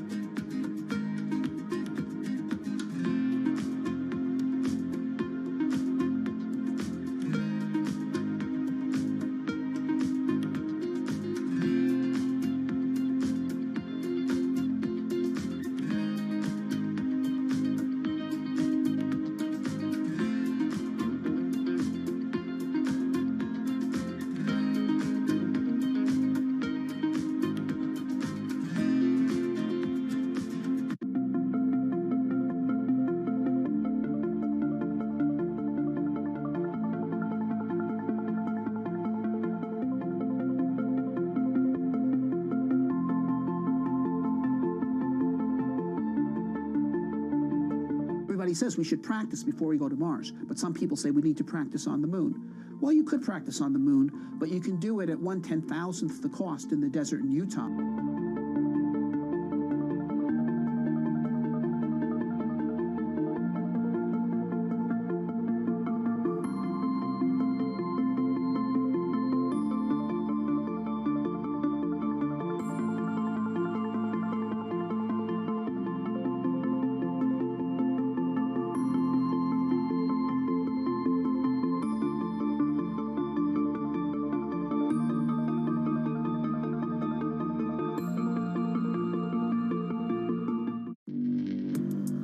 Access the financial world on demand.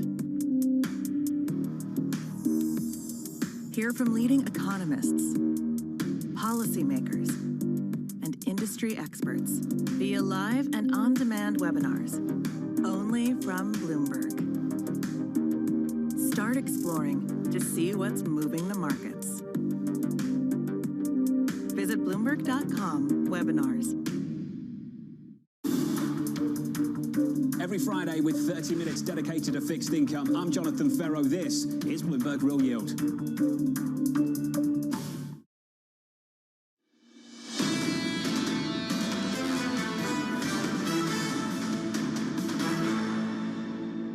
You know, this year we have an easy comp. Last year, because of COVID, our business was affected. So this year, the core business will have the cloud or intelligent driving. It's been growing very fast, but it has reached to a point that the scale is not that small. And investors start to feel, oh, it represents 14% of your total revenue. And as the base, the current revenue base become larger, the growth rate becomes higher. That I think people were impressed by that. Although it was not a surprise to me. It's always being designed like that. Baidu co-founder and chief executive Robin Li speaking exclusively to Bloomberg's Tom McKenzie about the company's growth prospects. Now, a lot going on, especially for a Tuesday in March. This is what else we're watching. Kaylee, you're on top of treasuries. I am. The 2-year auction coming up at 1 p.m. Eastern time, Francine. $60 billion in notes getting auctioned off by the U.S. Treasury. We'll really have to pay attention to what the takedown is and how that sets us up for the 5-year auction tomorrow. And, of course, the all-important 7-year on Thursday, Matt. If you want to hang out, this auction always kicks off at the top of my 1 p.m. show. If you want to hang around, Kaylee, we can talk about it later this afternoon. The auctions have been so important lately, and it'll be interesting to see what we get. GameStop shares, maybe less important to the overall market, but I still think exciting. GameStop is going to have its earnings a little bit later on, Francine, so we'll see how they're actually doing. Yeah, and then Citigroup, the chief executive there, Jane Fraser, saying that she may be looking at Zoom-free Fridays because she wants to restore a kind of balance with work and life because of the pandemic. She says right now it's unsustainable. So we'll have plenty more, of course, on all of that throughout the day. And then coming up in the next hour, Jeffrey Mortimer from Bank of New York, Director of Investment Strategy.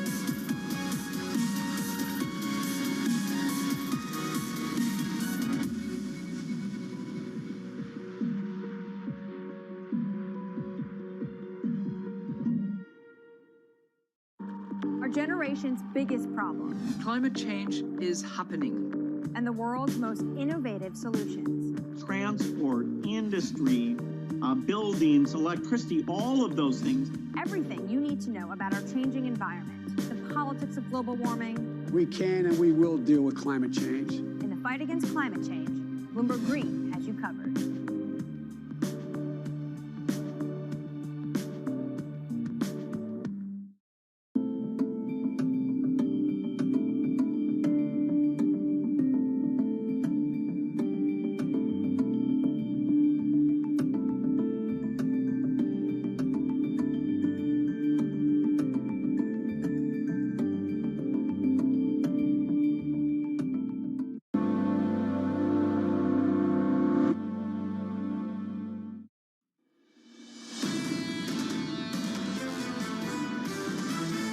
100 million checks have gone out to the American people already, and I think people understand that that money is coming. You have enough going on this year to push the economy well above potential. The numbers are so spectacular when you run them on the GDP growth side. No one wants to say it. It would be a mistake to assume that the U.S. is now China and can sustain growth at these astronomical levels. I think this is the first step of the Fed tightening monetary policy. It's gradual, and I think we've just seen that. This is Bloomberg Surveillance with Tom Keene, Jonathan Ferro, and Lisa Abramowitz. Boom time in America, meet lockdowns in Germany. From New York City for our audience worldwide, good morning, good morning. This is Bloomberg Surveillance alongside Lisa Abramowitz. I'm Jonathan Ferro. Tom Keene out of the building. Equity futures down about 0.5% and a bit into the bond market. A little bit later today, Lisa, the main event. It's Chairman Powell and Secretary Yellen. How are they going to pay for a $3 trillion infrastructure plan, which seems to be the latest in a stretch of Biden's stimulus efforts? And I do think that the way that you open the show is so spot on. On one hand, you've got that fiscal impulse coming out strong from the United States. On the other, very much a bifurcated response to the virus, the idea that Europe is still heading toward lockdown, John. You know what's amazing, though, Lisa? Look at euro dollar, 118.90. So we've got peak optimism in the United States, boom time around the corner, apparently we're told by every single economist that comes on this program. And we're not here to disagree with them. And we've got peak pessimism in Europe. Lockdowns in Germany through Easter, that extended by several weeks.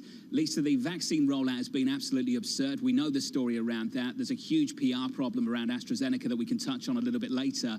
And euro dollar's had a move of 1/3%.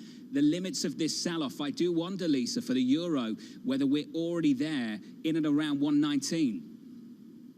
Which really raises a question, frankly, for Fed Chair Jay Powell. How much can he emphasize this low rate for a long time kind of policy in the face of a $3 trillion spending plan? How is he going to explain both the strength that that gives the economy and the strength thus that it gives the dollar with the deficits and how we're going to pay for that without stymieing growth? And this, to me, is the needle that he has to thread today. That's going to be the big conversation a little bit later down on Capitol Hill. From New York this morning, good morning to you all. Here's the price action this Tuesday morning. We're set up as follows. Futures come in 19 points on the S&P 500. Futures in on the NASDAQ 100 as well. We're softer and lower there, even with this. In the bond market, yields come down 5-6 basis points. This morning is actually really interesting. Some risk aversion into the bond market, 163.47 on 10s. In the FX market, a euro just a little bit weaker, euro dollar 118.94. And crude, heavier, lower, softer as well. A break of 60 at $59 and around about 20 cents. We come in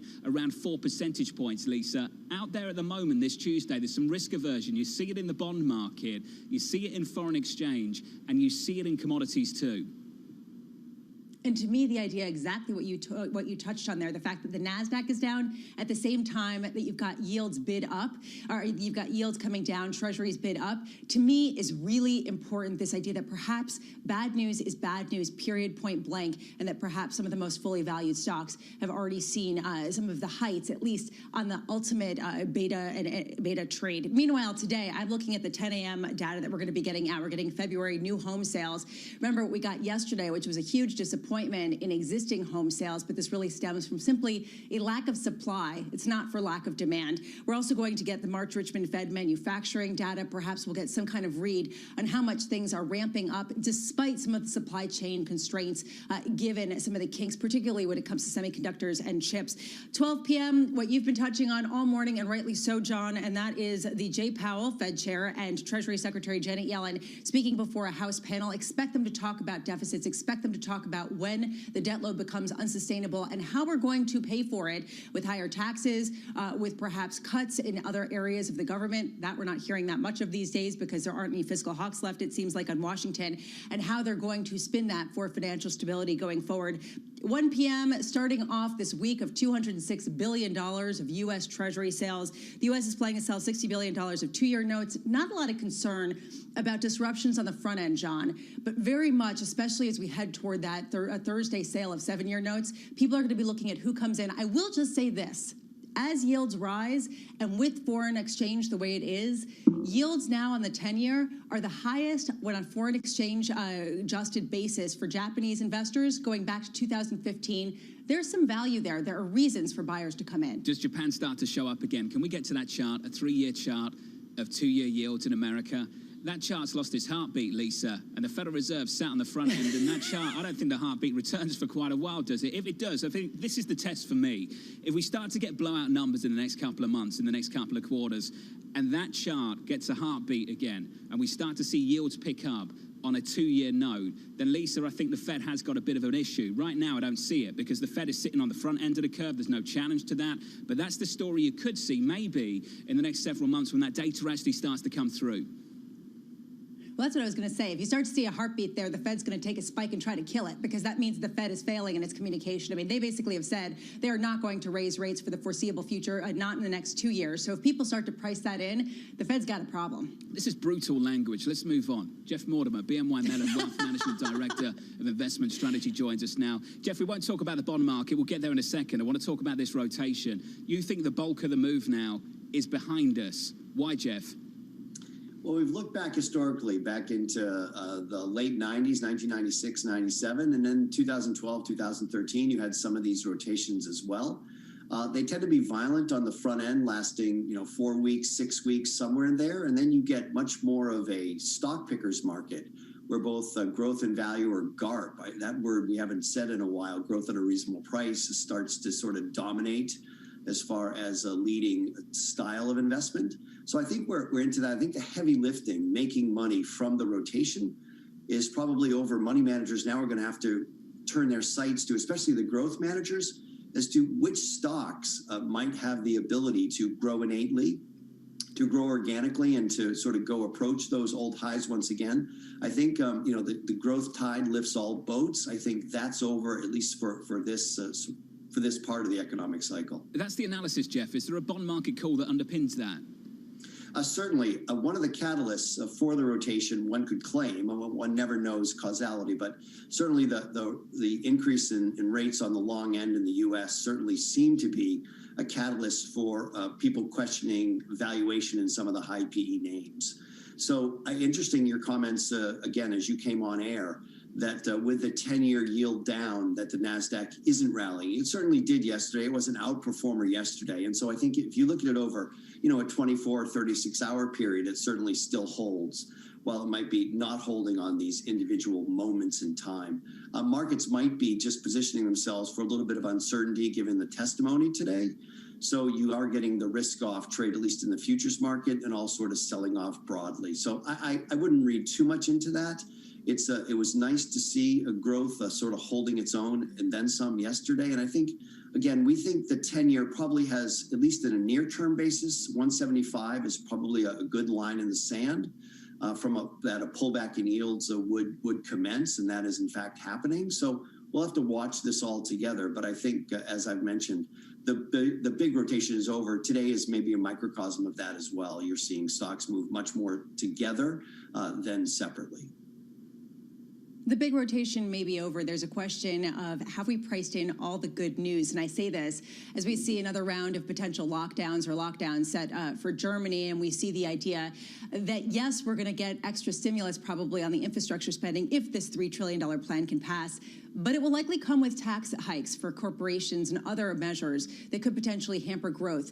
Have we priced in too much optimism, Jeff? It's funny. We last year, clients were confused at the strength of the equity markets, and this year, again, confused at the lack of upward move in equity tape.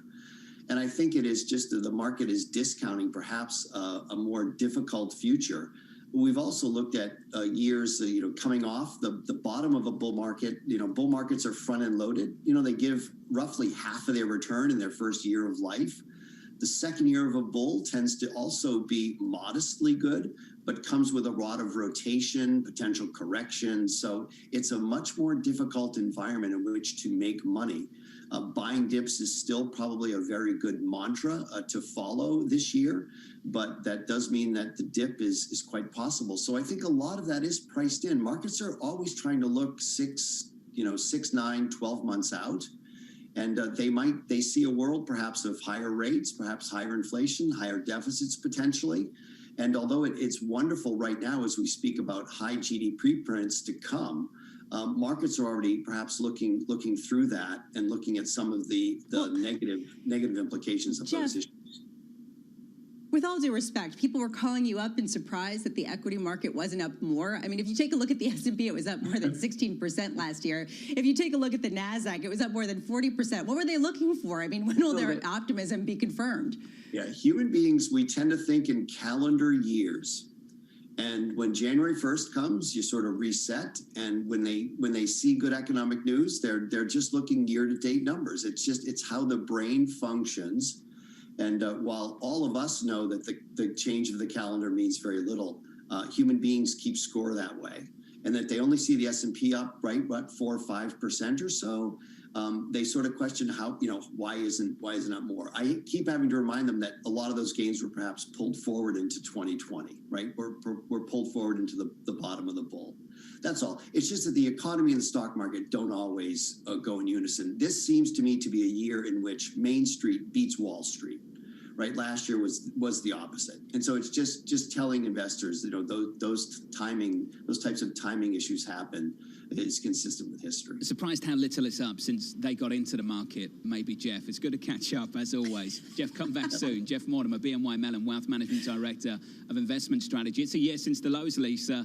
Many people missed that low and more. They missed April. They missed May. They missed June. I was part of the conversation. There were so many doubts around the recovery, and then we snapped back really quickly. And the dominant narrative now is so different to what it was 9 months ago. And I think a lot of people have been conditioned by the price action, and that's shaped their view on the economy to a certain degree as well. But it's in the numbers, it's in the data. When this economy restarts, and it's better to think of it as a restart than a recovery per se in a traditional business cycle, we snap back with force. And this time around, we snap back with force potentially with a $1.9 trillion plan that follows a $900 billion plan. And discussions now about a $3 trillion plan on top of that. This economy, this outlook gets better in the near term, and it gets better. Yeah, indeed. And the multiplier effect is the big question right now. How much are we going to see the gains expand on one another in years to come? What a morning we've got coming up for you. Chairman Powell, Secretary Yellen testifying on Capitol Hill a little bit later this afternoon in Washington, D.C. In your bond market right now, yields are lower 6 basis points to 163.64. In the equity market, we're down 15 points. We're off by 0.4%. This is Bloomberg.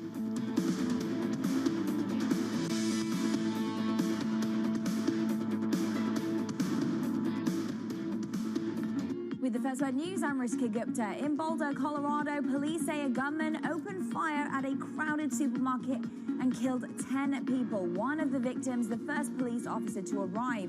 One man has been arrested. Police haven't named the man or discussed a possible motive. It's the 7th mass killing this year in the U.S. Last year had the smallest number of such attacks in more than a decade.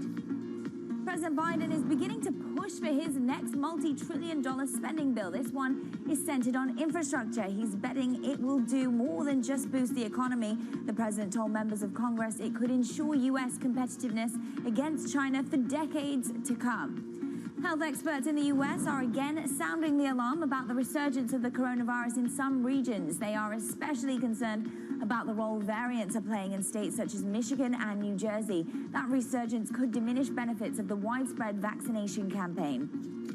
And in Germany, Chancellor Angela Merkel and regional leaders agreed to put the country in a hard lockdown over Easter. They're trying to reverse a third wave of coronavirus infections. The plan is considered radical. All stores would be closed until April 1st for 5 days, except for food outlets. And Microsoft is in talks to buy video game chat community Discord for more than $10 billion. Bloomberg's learned that no deal is imminent, and one person familiar with the matter tells us that Discord is more likely to go public than to sell itself. Global news 24 hours a day on air and on Bloomberg Quick Take, powered by more than 2,700 journalists and analysts in more than 120 countries. I'm Rishka Gupta. This is Bloomberg.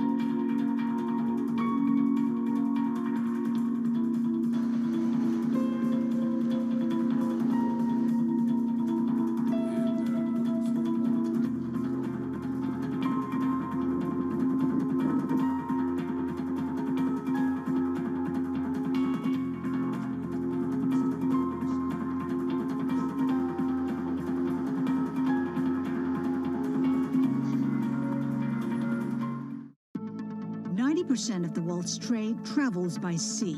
At any given time, around 5,000 ships are on the ocean carrying containers. Without them, the global economy would collapse. Many of those containers pass through here, Singapore, the world's second largest port. The industry accounts for 7% of the country's GDP. But the industry is under pressure. The uneven recovery from the pandemic is creating a shortage of containers where they're needed most and driving bottlenecks at major ports. It sent freight prices soaring. Since the beginning of COVID-19, these are levels of shipments that we've never seen before. Chinese New Year marks a seasonal turn for freighters when rates are renegotiated for the next year. Companies must choose whether to swallow the financial hit or pass on the cost. It's a decision that could bring new headwinds for the global economic recovery. BSO Now is your online home for brand new Boston Symphony Orchestra and Boston Pops performances. Discover new releases each week that include behind-the-scenes storytelling with conductors including music director Andres Nelsons, guest composers and musicians, plus critically acclaimed archival concerts and more. Visit bso.org/now, where the music plays on. BSO season sponsored by Bank of America.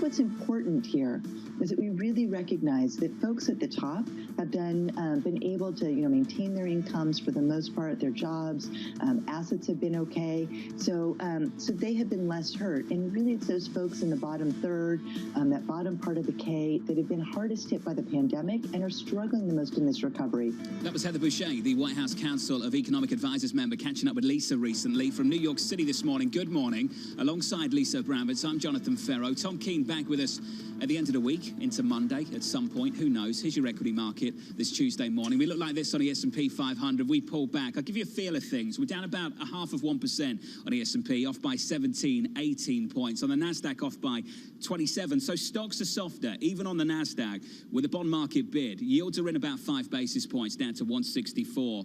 And this risk-off move, if we can call it that, given that equities are only down by about 0.5%, reflected in the FX market too. The Aussie weaker by more than 1 full percentage point right now. You see the spillover into the commodity market. We have a break of 60, some important levels on crude. WTI 59.25 and down by 3.75%. Lisa, don't want to make a big deal of it, but the move is there for all to see. Bit of risk aversion. It's a little bit defensive this Tuesday. The narrative is less consistent, and I think that that's what you're picking up on, and rightly so. This idea, it's not all about yields, it's not all about inflation expectation, it's not all about how much policy, how much money federal government can pump into the economy. It's about something else. Can we get the proof in the actual numbers? And is this going to be a buy the rumor, sell the news kind of event later on the year when we start to see the reopening? That, to me, is really the question that this data raises. Yeah, and if I want to see some data right now, it's not 2021. Show me 22. Show me what GDP looks like. If I had a crystal ball, I'd want to know what 22 and 23 look like, and that would inform me of the deceleration from 21 into 22 into 23. Then I can start thinking a little bit more deeply about what happens with rates, what happens with yields, what happens with the growth story. That's a market conversation for a little bit later this morning. Lisa, talking about the spending plans down in D.C. You've all heard the stories. You've all read the stories. $3 trillion is the new number being bandied about down in Washington. Bloomberg government's Jack Fitzpatrick joins us now for more on that. Jack, $3 trillion, that's the number, the conversation around infrastructure and everything else in between. Can you walk me through the approach, the process the administration down in D.C. is going through at the moment? Yeah, at least we're getting some broad strokes now. The president's supposed to decide on a series of proposals by his advisors this week. So the big number is $3 trillion. We've gotten some other details. It's supposed to have about $400 billion in green energy funding. There is supposed to be a series of sort of the human capital stuff that a lot of progressive lawmakers wanted on childcare and that kind of thing.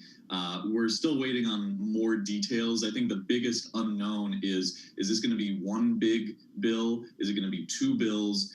Do they think that they need to fully pay for it? Do they partially pay for it? How do they break it up? There are a lot of process questions that they have yet to answer, but at least at this point we know this week Biden is looking at those proposals and it's in the range of $3 trillion. And Jack, how they market it to Republican lawmakers as well is going to be fascinating. Just getting the feel for the approach at the moment, it looks like they're folding industrial policy into infrastructure spending. And once you mention the country China and the Chinese Communist Party, Republicans are going to listen a little bit more carefully. Jack, do you see the two issues being conflated a little bit down in D.C.? You know, the conversation in D.C. hasn't exactly turned to that in the context of the infrastructure bill, but you're right, this is going to be a very wide-ranging infrastructure bill, and when you get to something that has a massive effect on the economy, yeah, that could be an issue. I think that may come up more as lawmakers actually see the exact approach Biden is taking. It's a little early to say right now. Well, there's a larger question here, and it's right. John is right to pick up on this idea that Joe Biden is trying to bill this as a way to compete against China, saying that we have lagged behind when it comes to infrastructure spending. This is a chance for us to catch up, and it's sort of a competitive international effort as well. How much is President Biden confusing the message when it starts becoming so multi-pronged? Or do people feel like he's addressing everything all at once, and because he isn't necessarily going to have a second term, this is the way to go? Well, you can piece together a number of things that have bipartisan support. It doesn't need to just be transportation infrastructure. Competing with China is the kind of thing that can get has an appeal to Republicans. I think Washington's history is if you can piece together an omnibus of a bunch of different things that have bipartisan support, it may not matter if you're confusing the message because it's popular. The question is, do they have a bill that has bipartisan support? Do they try to get this through in a partisan way using the budget reconciliation process? Do they do both, break it up into two bills and try essentially one of each? The tax measures that they're going to attach to this are probably a huge X factor. So I don't think the concern in the White House is confusing the message. They're calling it an infrastructure package. It's going to go beyond what you would think of when you think of infrastructure. The question is it going to be in a bipartisan way or not? And Jack, on that point, we're hearing about higher taxes. Are we also hearing about any cuts to existing programs? Not yet. The focus right now is on Biden's proposals and how the main pay for they're talking about in Washington is what you've heard of from Biden on taxes: a higher corporate rate, higher income, top income rate. That probably won't cover the entire cost of a $3 trillion bill. So there's a knowledge in Washington that there may be other pay-fors, but we haven't heard specifics on cuts or other revenue raisers just yet. Hey, Jack, great to catch up as always. Jack Fitzpatrick down in Washington of Bloomberg Government. As we count you down to important testimony later on this afternoon with Chair Powell and Secretary Yellen, very close to saying Chair Yellen then, Lisa, because it's so recent since she left the Federal Reserve, still only several years back. And to see those two together is going to be really, really interesting. And you'll like this line out of Kit Duke's morning note, Lisa. You'll love this. Raise a glass to Jay and the FOMC a year on. 12 months since the lows in this market and that huge action from the Federal Reserve that really put a floor under things. Yeah, I saw that, and I was thinking a lot of people agree with him, and yet there's such mixed feelings around the experiment that we're embedded in right now, this idea that how is the Fed going to extricate itself from these low-rate policies, especially because of this increasingly close partnership that that we all keep talking about, Fed Chair Powell with Janet Yellen, head of the Treasury, the idea here that they are spending more and yet at the same time trying to clamp down on yields or at least have a controlled rise. How is that balance going to mix if the U.S. gets the stronger growth that it desires and perhaps yields start to actually creep higher with people expecting more inflation? Well, you're right this, to me, is going to be the key question. You're right to call it an experiment because that is exactly what it is. And people have been calling for this experiment for years. And what's amazing to me is that the people that called to do this, say, 5 years ago, are now some of the same people complaining about it actually happening on the ground in practice down in Washington. They have flipped from one side of the story to the other.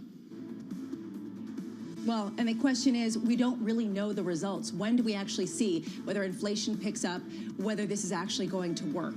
We'll see inflation pick up in the next couple of months, that's for sure. Does it fade from there into 22? That's where the debate is right now. Right now in this market, yields are in 6 basis points on a 10-year. The equity market's down about 0.5%. This Tuesday morning, good morning. This is Bloomberg Surveillance.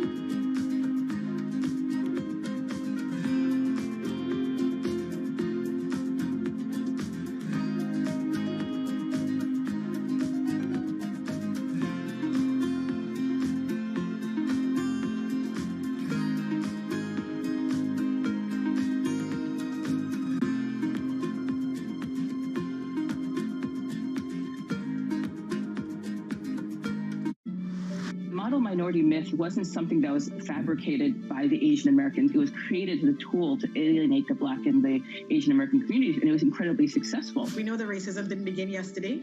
We know it's probably not going to end tomorrow, but it is our job to make sure that there's progress and we keep people safe, give people dignity. I spent a lot of time last year to just listen, to understand, to reflect, and understand what I could do as a leader of this organization. For many years, we've been very shareholder focused, and now there really is much more of a community requirement. The economic downturn in the U.S., we're seeing unemployment and income losses affecting women more than men. 2/3 of the jobs lost in South Africa were women's jobs. So I think we're in a moment of crisis. Clearly, our societies are reproducing, not producing inequality. We need better public policy and we need companies to step up.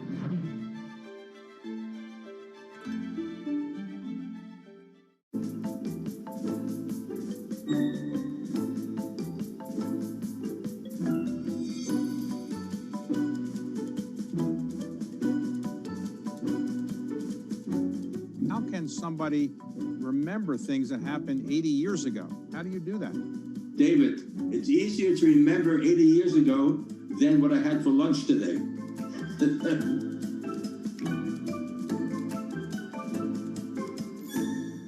I think what we've seen during this period of time is that communicating via video is not a fad. We are using it in all aspects of our lives, for work, for learning, for communicating, for staying in touch.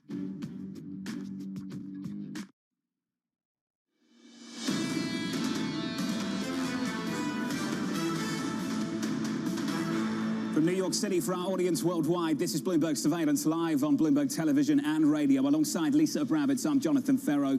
It all starts here, doesn't it? Into the bond market, 2s, 10s, 30s, and it's the bond market which will be at the epicenter of a conversation down in Washington today. A Treasury that's set to do a whole lot more, maybe, and a chairman over at the Fed that's willing just to let the long end keep creeping higher. For how long? This morning, yields lower at the long end by 5 basis points. Similar move on the 30-year, 235 there, let's call it, 164 on US 10s. What's interesting about this morning is that doesn't actually set the tone for the equity market. Switch up the board and look at the NASDAQ. You know the game. I tell you where yields are. You tell me where the NASDAQ is. Not this morning. Nasdaq equity futures right now down by about 1/3 of 1%. It's not dramatic. It's mild. The move on a Russell is where your underperformance is. Maybe that's where you expect it to be, down about 1.5%. Some risk aversion there then. A little bit of a defensive posture this Tuesday, not just in equities, not just in bonds, but also in foreign exchange. The Aussie is where the big weakness is this morning. The commodity market underperforming as well. Crude softer, copper lower in London too. But finish on this. Switch up the board and get to the euro. Lisa, this one for me is fascinating. Euro dollar year to date, we've had a move. I think the highs were about 123. In and around the start of January. We've come back down to about 118.50-ish right now, 118.91. Everything is set up for the dollar to rip against the euro, at least in the short term. Yet we haven't really seen that happen in a massive way. We've had a subtle move of about 2.66%, even with the fiscal stimulus package, even with the better vaccine rollout in the United States compared to, say, Europe. And I think sometimes, Lisa, you have to take the data set and you have to look at how a market responds and think about why the market is responding in that way. And I find it really interesting that even with, let's call it, peak optimism in America and peak pessimism in Europe, this is all you've got out of euro dollar, not even 3% year to date lower. And a lot of people, think that this is actually set to change dramatically. Nordea actually put out a note in the past couple of days saying that they expect the greenback to rally about 20%. This idea that you should be seeing more of that fiscal impulse being priced into the dollar. We will see. Right now, we really want to focus, though, on AstraZeneca and the vaccine that just can't catch a break when it comes to its PR effort, because every day it seems like there is a new doubt cast on this vaccine. The latest, U.S. Agency on Infectious Diseases saying that they saw old data in some of the research based on the efficacy of the AstraZeneca vaccine, raising questions. I don't understand what's happening. Sam Fazeli perhaps does. He heads all of our pharmaceutical research for Bloomberg Intelligence, joins us now. Sam, what's going on? I mean, how usual is it to keep getting questions raised again and again about a major vaccine that hasn't really borne out terrible results in practice? Well, good morning, and I have to say that I think if this carries on at the pace that it is, my head would explode. We've got a situation here that's really odd. I don't think I've ever seen this before. We had the National Institute for Infectious Diseases and Allergy, who is headed by Dr. Fauci, in whom we have enormous confidence. First put the press release out saying pretty much the same as AstraZeneca's press release said. Then we get Dr. Fauci on the TV repeating the data. And a few hours later, we get this other announcement. So I've even considered the very crazy possibility that this is some kind of hack.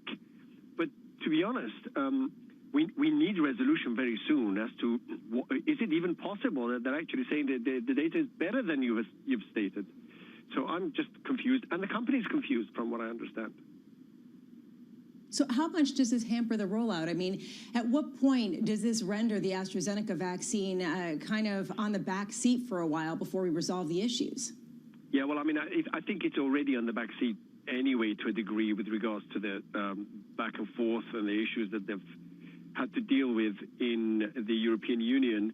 But this shouldn't really matter as long as we get the right data at some point. And of course, don't forget that this data constantly evolves. So whatever you found yesterday, there might have been new cases today that changes the numbers a little bit. So that's not a surprise. But I don't think it's going to really make a difference to the rollout today. I think this vaccine's already been beaten up so much that what we do need is a solid trial with solid data points. Sam, this particular vaccine, whenever we discuss it, we discuss Europe. But as you know better than most, for this particular vaccine, it's the rest of the world, the developing world, that really needs the AstraZeneca vaccine. Sam, can you walk me through the rollout with these particular vaccines beyond Europe and this spat between the EU and the UK, which, to be frank, over the last couple of months has become absolutely ridiculous? Beyond Europe, what does the rollout look like? Yeah, well, it's slow, as we all know, for all of the vaccines. Even some of the countries that have been very vocal about vaccinating and what vaccine they get and don't get, such as South Africa, I think has been slow. But the issue that we have to think about is that the doses for the rest of the world are not coming out of Europe. There's a lot more manufacturing going on by the Serum Institute of India, which is the biggest manufacturer of vaccines, probably outside China, if not the biggest globally. So that I'm less worried about. The point is that any continued discussion about about what is the actual efficacy of the vaccine, what is the actual safety of the vaccine, will keep people wondering whether they should have the jab or not. And I'm not, I would have it happily, but the issue is that not everybody looks at the data in the depth that you and I do. Sam, come back soon. Love to catch up. Sam Fazeli of Bloomberg Intelligence. Thank you, sir. Huge issue on a PR front for the rest of the world, which desperately needs this vaccine, Lisa. And also, of course, we have to go back to that spat between the UK and Europe because it's unavoidable right now. But France has a massive vaccine hesitancy problem that goes beyond just this spat with AstraZeneca. It goes back several decades. And to address that, Europe needs to do it really, really quickly. And most people have argued that over the last several months, they haven't helped themselves on that front. Yeah, well, and I'm really struck by this idea that policymakers are torn between trying to be as transparent as possible about every bit of information that they get about the vaccines and the efficacy and the side effects, while also encouraging people to get the vaccine.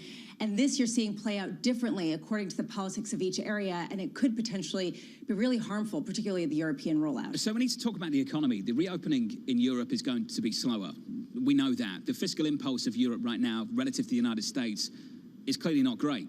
But relative to the United States, no one is great right now because the US is firing everything at all of this. The Chinese recovery has matured. China's credit impulse has started to bottom and roll over, so to speak, rather top instead of bottom and roll over. That story is mature over the last year. So why are we all talking about a super cycle in commodities? This morning, crude's down, 59 handle on WTI. Copper's been ripping all year. We've talked about it repeatedly on this program. Is it a recovery that drives a commodity rebound, or are we looking at a cycle here that drives a super cycle in commodities more broadly? Let's talk about that now with Kona Haig of ED&F Manhead of Research. Kona, let's start there. Commodity super cycle. When that question comes up with you, what do you say back? I would say it's a little bit too early to say. Personally, the last time we had a super cycle was in the mid-2000s when you had quite a few different factors at play. You had China that sort of appeared from nowhere, absorbing all the world's raw materials in a way that nothing had happened before like that. You don't have that equivalent right now. If anything, I would argue that emerging markets are probably going to be slower to recover from the pandemic. So you don't have that big demand push. Number two, in 2007, you had a big biofuels mandate, which led to agricultural demand, and you had this food versus fuels. So agricultural prices went through the roof. Metals, energy, again, very much driven by China. You had low interest rates, and that also helped. But what we're talking about right now is slightly different. Yes, we're recovering. Well, the idea is that we recover strongly from the pandemic. And there's also the other factor is that we might get inflation, and commodities, as we know, is one of the best asset classes to hedge against inflation. But is that enough to warrant a long-term bull run, something like 7 years in a row of rising commodity prices? I would argue no. The argument that I've heard is also on the supply side, that 10 years ago, as you know better than anyone, Kona, what we saw were miners just not able to dig holes quick enough to catch up with the demand for that supply. And then we saw what happened in the bust, and now there's a reluctance to add supply, particularly in certain metals and iron ore, etc. Kona, that discipline, do you think it holds, and does that contribute to a better cycle in commodities through this cycle? So you raise a good point about the supply side. I do accept that, CapEx has been low. The last 10 years, if you like, commodity prices were lowish, not exactly the best price to be investing on the supply side. So that's both oil and exploration as well as metals. And now, there's this big scramble to try and get everything out of the ground. There's also ESG concerns. So I think that is definitely fueling a fear on the supply side. But I think what I'm concerned about is, number one, you mentioned in your program just before, the European recovery is it's slow. That's already impacting crude oil. The recent resurgence has suddenly seemed to have come off recently. Copper's also down. Does that mean that the demand post this pandemic is going to continue to grow? And does that mean that supply crimps? Supply is an issue, but it's all relative to demand. And if demand is not going to be there, as I said, there is no new China. If demand's not going to be as strong as we expect, then the supply side is fine. Oil, just look at oil. There's a huge amount of spare capacity in the system. You're looking at OPEC that's having to cut back significant amounts. Kona, there's a question also, can we get a commodity supercycle where oil doesn't participate because it is being phased out in a number of places? Wow. So I think oil is still around for a long time, you know. I know with Joe Biden, there's a big push towards alternative energy, but that's still a long way away right now. This ESG push, this demand for alternative fuels, you know, those are going to have to come up, but you do need a pretty high oil price for that to become viable in the first place. I think what you're going to see is a situation where, yes, demand is going to rebound strongly post-pandemic, but I think that OPEC and even shale oil, you know, we know that shale oil at $60 per barrel, it's a real signal for them to put the taps on. I think we get a situation where there's enough spare capacity to put the markets back into balance eventually. I do feel that the inflation story, there's a huge debate whether we're going to have prolonged inflation or whether it's just going to be a short-term price pressure. Those are, you pretty much need inflation like in the level you had in the 1970s and 80s. That kind of fiscal discipline or indiscipline is it's just not there. I don't think the Fed's ever going to see runaway inflation, and they are able to taper things very quickly. They have so much headroom in terms of interest rates. Kona, it's a conversation you and I, all three of us, need to continue. We appreciate your time this morning. It's great to catch up again. Kona Heck there, ED&F man, head of research from New York City this morning. Good morning. The focus on the nation's capital. Chair Powell, Secretary Yellen on Capitol Hill later on this afternoon. From New York, this is Bloomberg.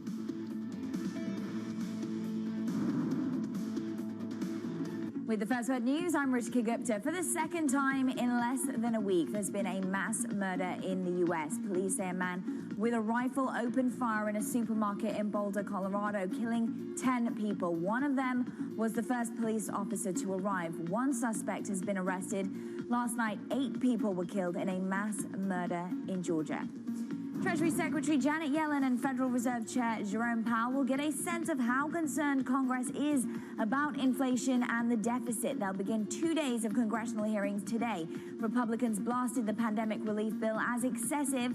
Now President Biden is on the verge of proposing a more expensive bill to fix the infrastructure. And the Biden administration is taking part in a climate summit co-hosted by China today. That comes just a few days after the two countries squared off in their first face-to-face meeting since Joe Biden took office. China is responsible for about 30% of the world's greenhouse gas emissions. And Citigroup will begin having Zoom-free Fridays. According to a memo from CEO Jane Fraser to employees, video calls will be banned on Friday, at least for internal meetings. Fraser also encouraged workers to take vacations, and she designated May 28th as a firm-wide holiday to be known as Citi Reset Day. Global news 24 hours a day on air and on Bloomberg Quick Take, powered by more than 2,700 journalists and analysts in more than 120 countries. I'm Ritika Gupta. This is Bloomberg.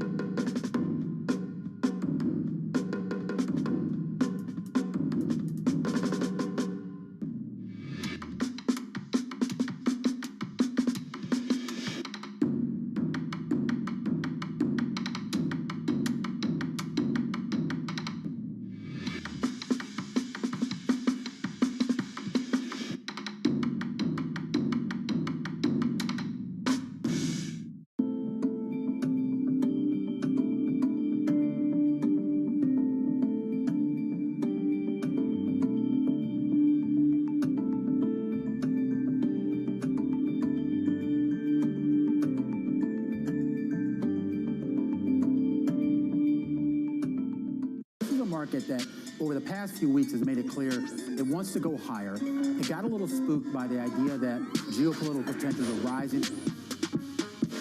BSO Now is your online home for weekly Boston Symphony Orchestra and Boston Pops performances. See new concerts that go behind the scenes, plus acclaimed archival concerts. Visit bso.org/now, where the music plays on. BSO season sponsor, Bank of America.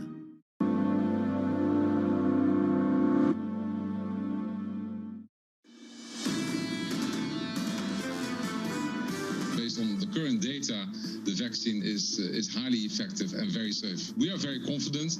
Many regulators are very confident that the vaccine has been approved in more than 70 countries in the world. And our next priority, of course, is also to get this vaccine approved via an emergency use authorization in the United States. That was Ruud Dobber, AstraZeneca Biopharmaceuticals Unit EVP, speaking to us just yesterday. And then some pushback today, some doubts from a US agency saying that AstraZeneca may have given outdated vaccine data. That debate around that particular vaccine is going nowhere. This is a huge PR issue that's been developing for months now. From New York City this morning, good morning. Alongside Lisa Bramvitz, I'm Jonathan Ferro. Tom Keane will be back with us next week. Here's the price action this Tuesday morning. Good morning to you all. We come in about 16 points on the S&P. We're off by 0.4%. The Nasdaq lower too, even with the bid into the bond market. Yields are lower now by 6 basis points. We have a real rally in the Treasury market, down to 162.94. Bear in mind, last week, 175 handle was the high for the year. The high post-pandemic too, and now yields all the way back in again. Outside of that, in foreign exchange, defensive mood, tone, Aussie weaker by about 1 full percentage point, and the commodity market down as well by almost 4% now on WTI to $59.20. And Lisa, a lot of people joining the dots from what's happening here, say from the commodity market, back to what has happened in Europe, where the lockdowns now are set to be extended in places like Germany for several extra weeks. Yeah, and the question, can we get a global recovery where you get that sort of incredible demand for precious metals and oil if you don't have one of the major areas of economic growth firing at all, which is Europe? And they've been lagging behind. And I do wonder whether people are adequately pricing in the ripple effects of that delay in getting back up to speed. Let's have that conversation about the pandemic right now with Dr. Amish Adalja, Johns Hopkins Center for Health Security Senior Scholar. Doctor, typically, you and I would start a conversation by discussing the latest data, cases, deaths, the vaccine rollout. I want to do something a little bit different this morning and talk about the things that we need to address after this pandemic is behind us. And one of those things in America is a delicate issue. It's obesity. It's a complex issue. And what we've seen through this pandemic, due to latest studies informing us, Doctor, is that people have gained weight through this pandemic. What do we need to address, and how can we address it in America, given what we've learned over the last 12 months? So I think that this pandemic virus, because of its ability to really prey on people with other risk factors, really had an easy time finding victims in the United States. And that's because we have very high rates of obesity, cardiovascular disease, and diabetes. Those three conditions really were kindling for this virus to be able to find victims and land them in the hospitals and put all our hospitals into crisis. That, coupled with the way our nursing homes have been handled, really explain the trajectory in many parts of what happened with this pandemic. So I do think we have to address these other public health concerns. And these are things that are going to be difficult because they're lifestyle diseases. That means that we have to tell people that they need to diet, they need to exercise, which are very hard to do because people have been telling doctors have been telling people to do that for so long. It's just very hard to do. I think that this really lays bare the problem that we have. And the next pandemic, even influenza seasons, are exacerbated by these comorbidities that we have. So I do think we have to really think about how do we make our country resilient to pandemics? And that's not just diagnostics, vaccines, medications, and hospital preparedness. It's also getting the population as fit, as healthy as possible so that this virus or any other virus doesn't have so many easy victims around. This is an issue that's been on the public's radar in this country and elsewhere for a long, long time, Doctor, as you know. Where do you think we have fallen short? And if you'd like to see a renewed effort out of the Capitol at a federal level, how would you like to see that develop in the months to come? I think it's very hard to come up with a program that's going to be effective against these types of lifestyle diseases because it's so multifactorial. And the government can't really tell people or expect them to diet or exercise as they say. But I think what you want to do is maybe launch an education campaign about how this happens in the schools to get people to be more healthy about their choices that they make. I don't know how much of this can be done from a top-down approach. It's very, very hard to do. It's not my expertise about how to change behavior this way, but it's clearly something we need to fix. And it's going to take an all-out effort to really address these problems, which have been chronic and long-standing in this country.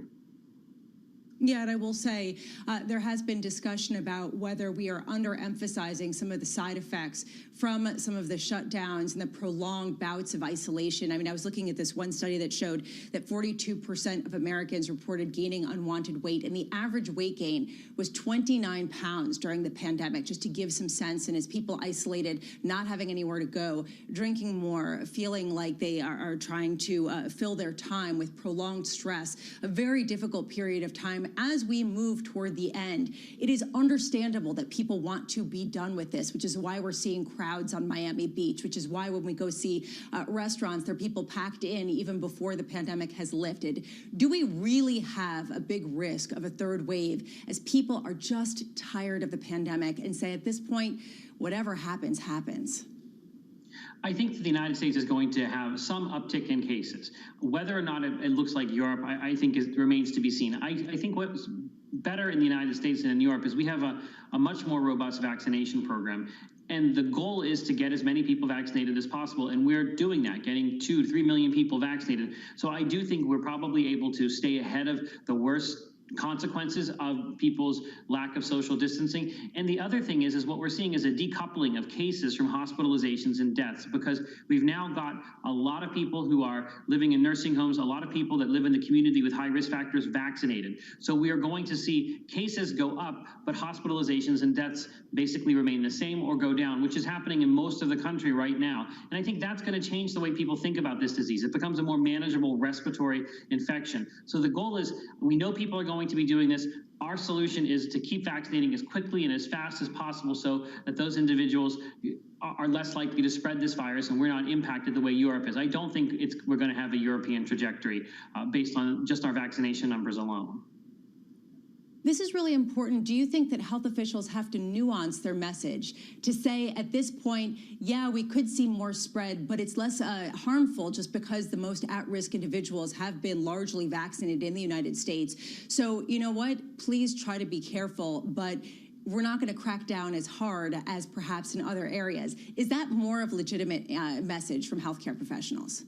I do think it is. I think that actually meets people where they are. It actually covers the whole concept of harm reduction. And what we've been trying to do with this virus is remove its ability to cause serious disease, hospitalization, and death. And that's what the vaccine is doing. So we're going to not get to COVID zero. We're still going to see blips in cases, but those blips in cases are not going to end up landing hopefully on a vulnerable person and putting them in the hospital because we vaccinated so much. So that's why we have to kind of keep the pedal to the metal basically when we're vaccinating in order to make sure that this doesn't happen. And I think we have to be more nuanced. We can't keep telling people that this is going to go on forever and ever. They're not going to listen to it, and they're not listening. So I think we have to say this is our goal.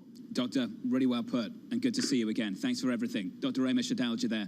Johns Hopkins Center for Health Security Senior Scholar. Just to run through the numbers just briefly, 2.49 million doses per day on average over the last 7 days. That's your average. In the United States in total right now, 127 million doses given, enough for just short of 20% of the population, 19.4% of population coverage in the United States. From New York City this morning, good morning. Alongside Lisa Bradford, I'm Jonathan Ferro. Tom Keane back with us on Monday. Here's the story of the market. Defensive, yields lower by almost 7 basis points now to 162.76. And equities down on the S&P by 0.4%. This is Bloomberg.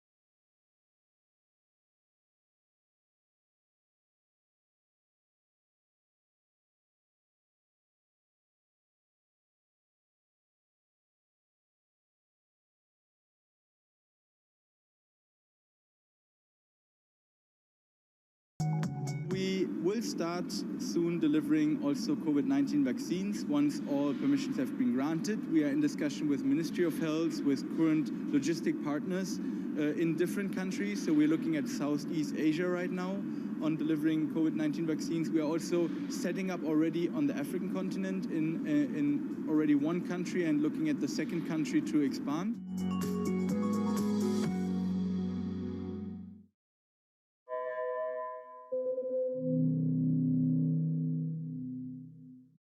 I have asked the Securities and Futures Commission and the Hong Kong EX to work together to explore the viability of our own Hong Kong version of specs. We remain very confident on the competitiveness of the Hong Kong stock market. Valuations, particularly, sort of the technology landscape, have gotten to some pretty extraordinary levels. So I think it's not a surprise. I don't think it's any indication of the beginning of the end, but I do think markets don't like uncertainty. Bloomberg has enhanced search on the terminal to deliver what you need when you need it. Now, you can simply type phrases in everyday English in the command line. Compare financials. Find people. Analyze markets. You can enter phrases or ask questions. What do you want to know today? Ask a question or visit SearchGo to find answers now.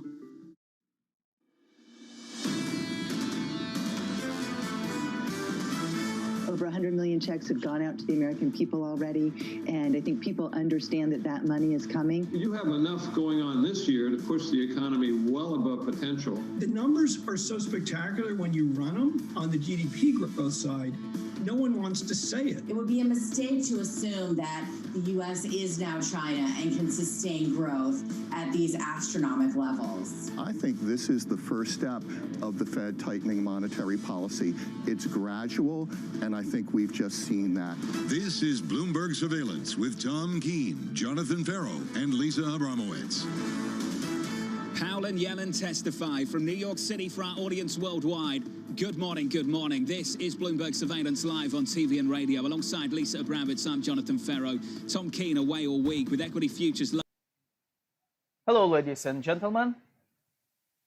Hope you're okay today. You had a good evening. Yesterday we did quite a good new trades. I'm going to place right now order to buy Bitcoin. So if you're looking to buy Bitcoin, here is your chance.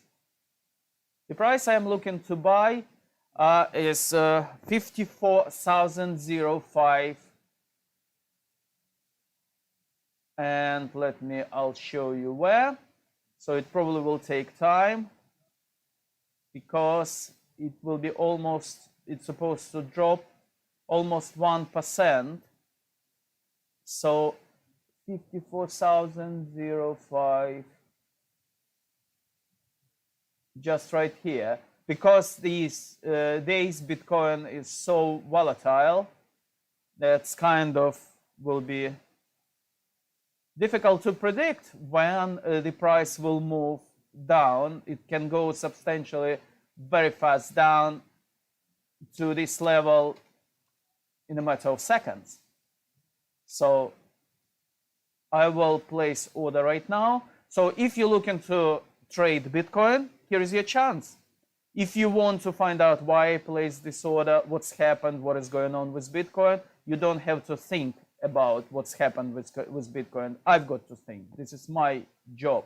Otherwise, you just need to follow the trade. Or if you want to find out exactly the technicals why I do this, you need to get the strategy.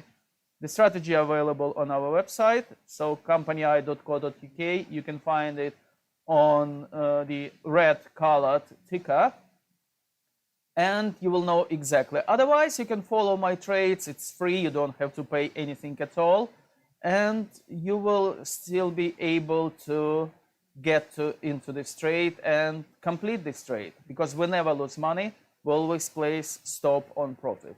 Okay, I'll speak to you later, guys. Let's see what we have. We don't have any other confirmation on orders, so I'll speak to you later. if I will have any news. Stay safe.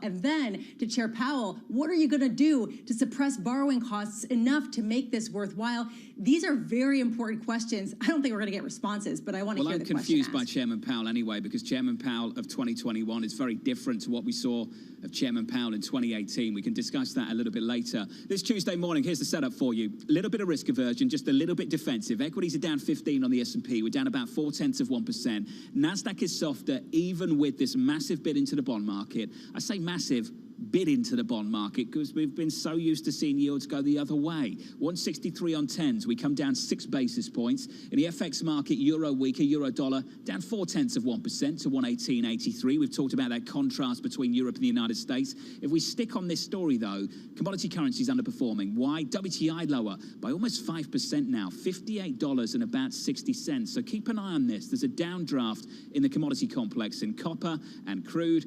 In the commodity currencies, there's a bid into the bond market, and a lot of people this morning tying that back to Europe. Now, I have to say, Lisa, that's been obvious now for a while now, hasn't it? That story around Europe, the story around Chinese growth maturing, but there's the commodity move there for you this morning on the screen. I'm struggling with it too, especially in light of the $3 trillion infrastructure spending plan out of the United States. You would think that that would potentially offset some of the concerns about a delayed reopening in Europe. Meanwhile, here's what else I'm watching in the day ahead, aside from that 12 p.m. discussion with Chair Powell and Janet Yellen. At 10 a.m., we're going to be getting U.S. February new home sales, and this follows yesterday's data of existing home sales. It was actually the weakest in 6 months. The question of the supply-demand dynamic, the idea that there just aren't enough houses, that they are just too expensive, and that is the constraint on the volume. We're also going to be getting March Richmond Fed manufacturing data. 12 p.m., Jay Powell, Janet Yellen, testifying in front of the House. Expect them to field a lot of questions about what they are expecting the deficit to become, how they plan to pay for this, when taxes are good, when they are potentially harmful to growth, and at what point borrowing costs become a true problem. And that will directly bleed into financial conditions if people take a message on Treasury yields from that. And then 1 p.m., the U.S. is planning to sell $60 billion of two-year notes. As John, you were mentioning before, we have seen a flatlining in the two-year. The Fed is very much in charge, not going to raise rates. That's what they say in the near term. The question is, what is the appetite going to be like? Who is going to come out for some of these bond purchases at a time when the U.S. is auctioning off $206 billion of debt this week alone? And this is not where the problem is. It really is in the 7-year auction on Thursday, John. 7-year supply coming in just 2 days' time. Lisa, thank you. I want to bring some news quickly. It comes from GameStop. The Chief Customer Officer, Hamlin, will be leaving the company, Frank Hamlin, to resign on March 31st. What's been amazing about this whole episode, if you want to call it that, with this particular company over the last several months is how little we've heard from the company itself, Lisa. We've had a couple of exits now at the top of the company, and we'll hear from the company later because after the close, we get earnings from GameStop, and it would be nice to actually talk about corporate strategy. To be clear, as you know, Lisa, and we've talked about it many times on this program, away from the speculation, there are people involved in this name for fundamental reasons. So it would be interesting to actually hear from this company about the strategy a little bit later on this afternoon.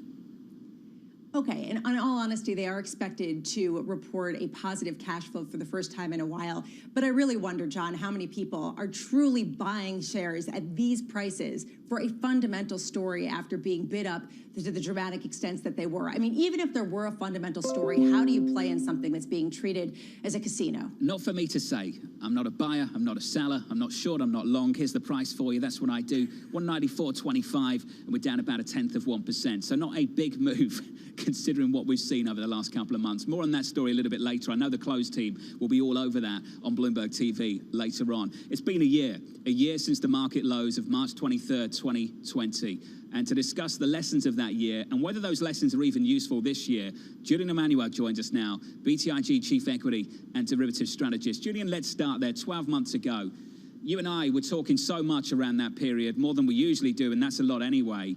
I just want to understand from your perspective the lesson of 12 months ago and over the last 12 months and how useful those lessons actually are if we apply them today and beyond.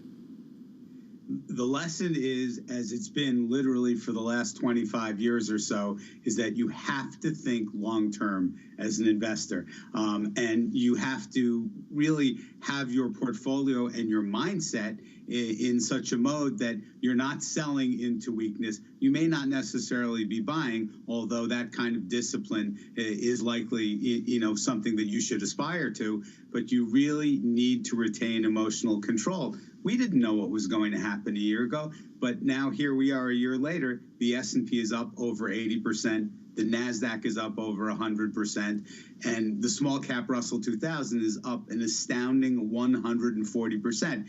If you let your emotions take over, you perhaps miss those gains. Julian, you said that word twice now, emotions. This isn't about economics, it's about emotional issues and therapy. And I often joke with strategists on the south side that a lot of the time when they're talking to clients, and on the buy side too, if they've got investors with them, that it comes down to therapy. You're trying to convince your customers to stay invested. Julian, do you think the challenge will be as great as it's always been, even after the events of the last 12 months, to convince people to stay invested in the market over the long term? Well, at this point, in a lot of ways, John, it may be even more intense, because if you go back and think about a year ago, down 34% in a month, some people didn't have time to react. So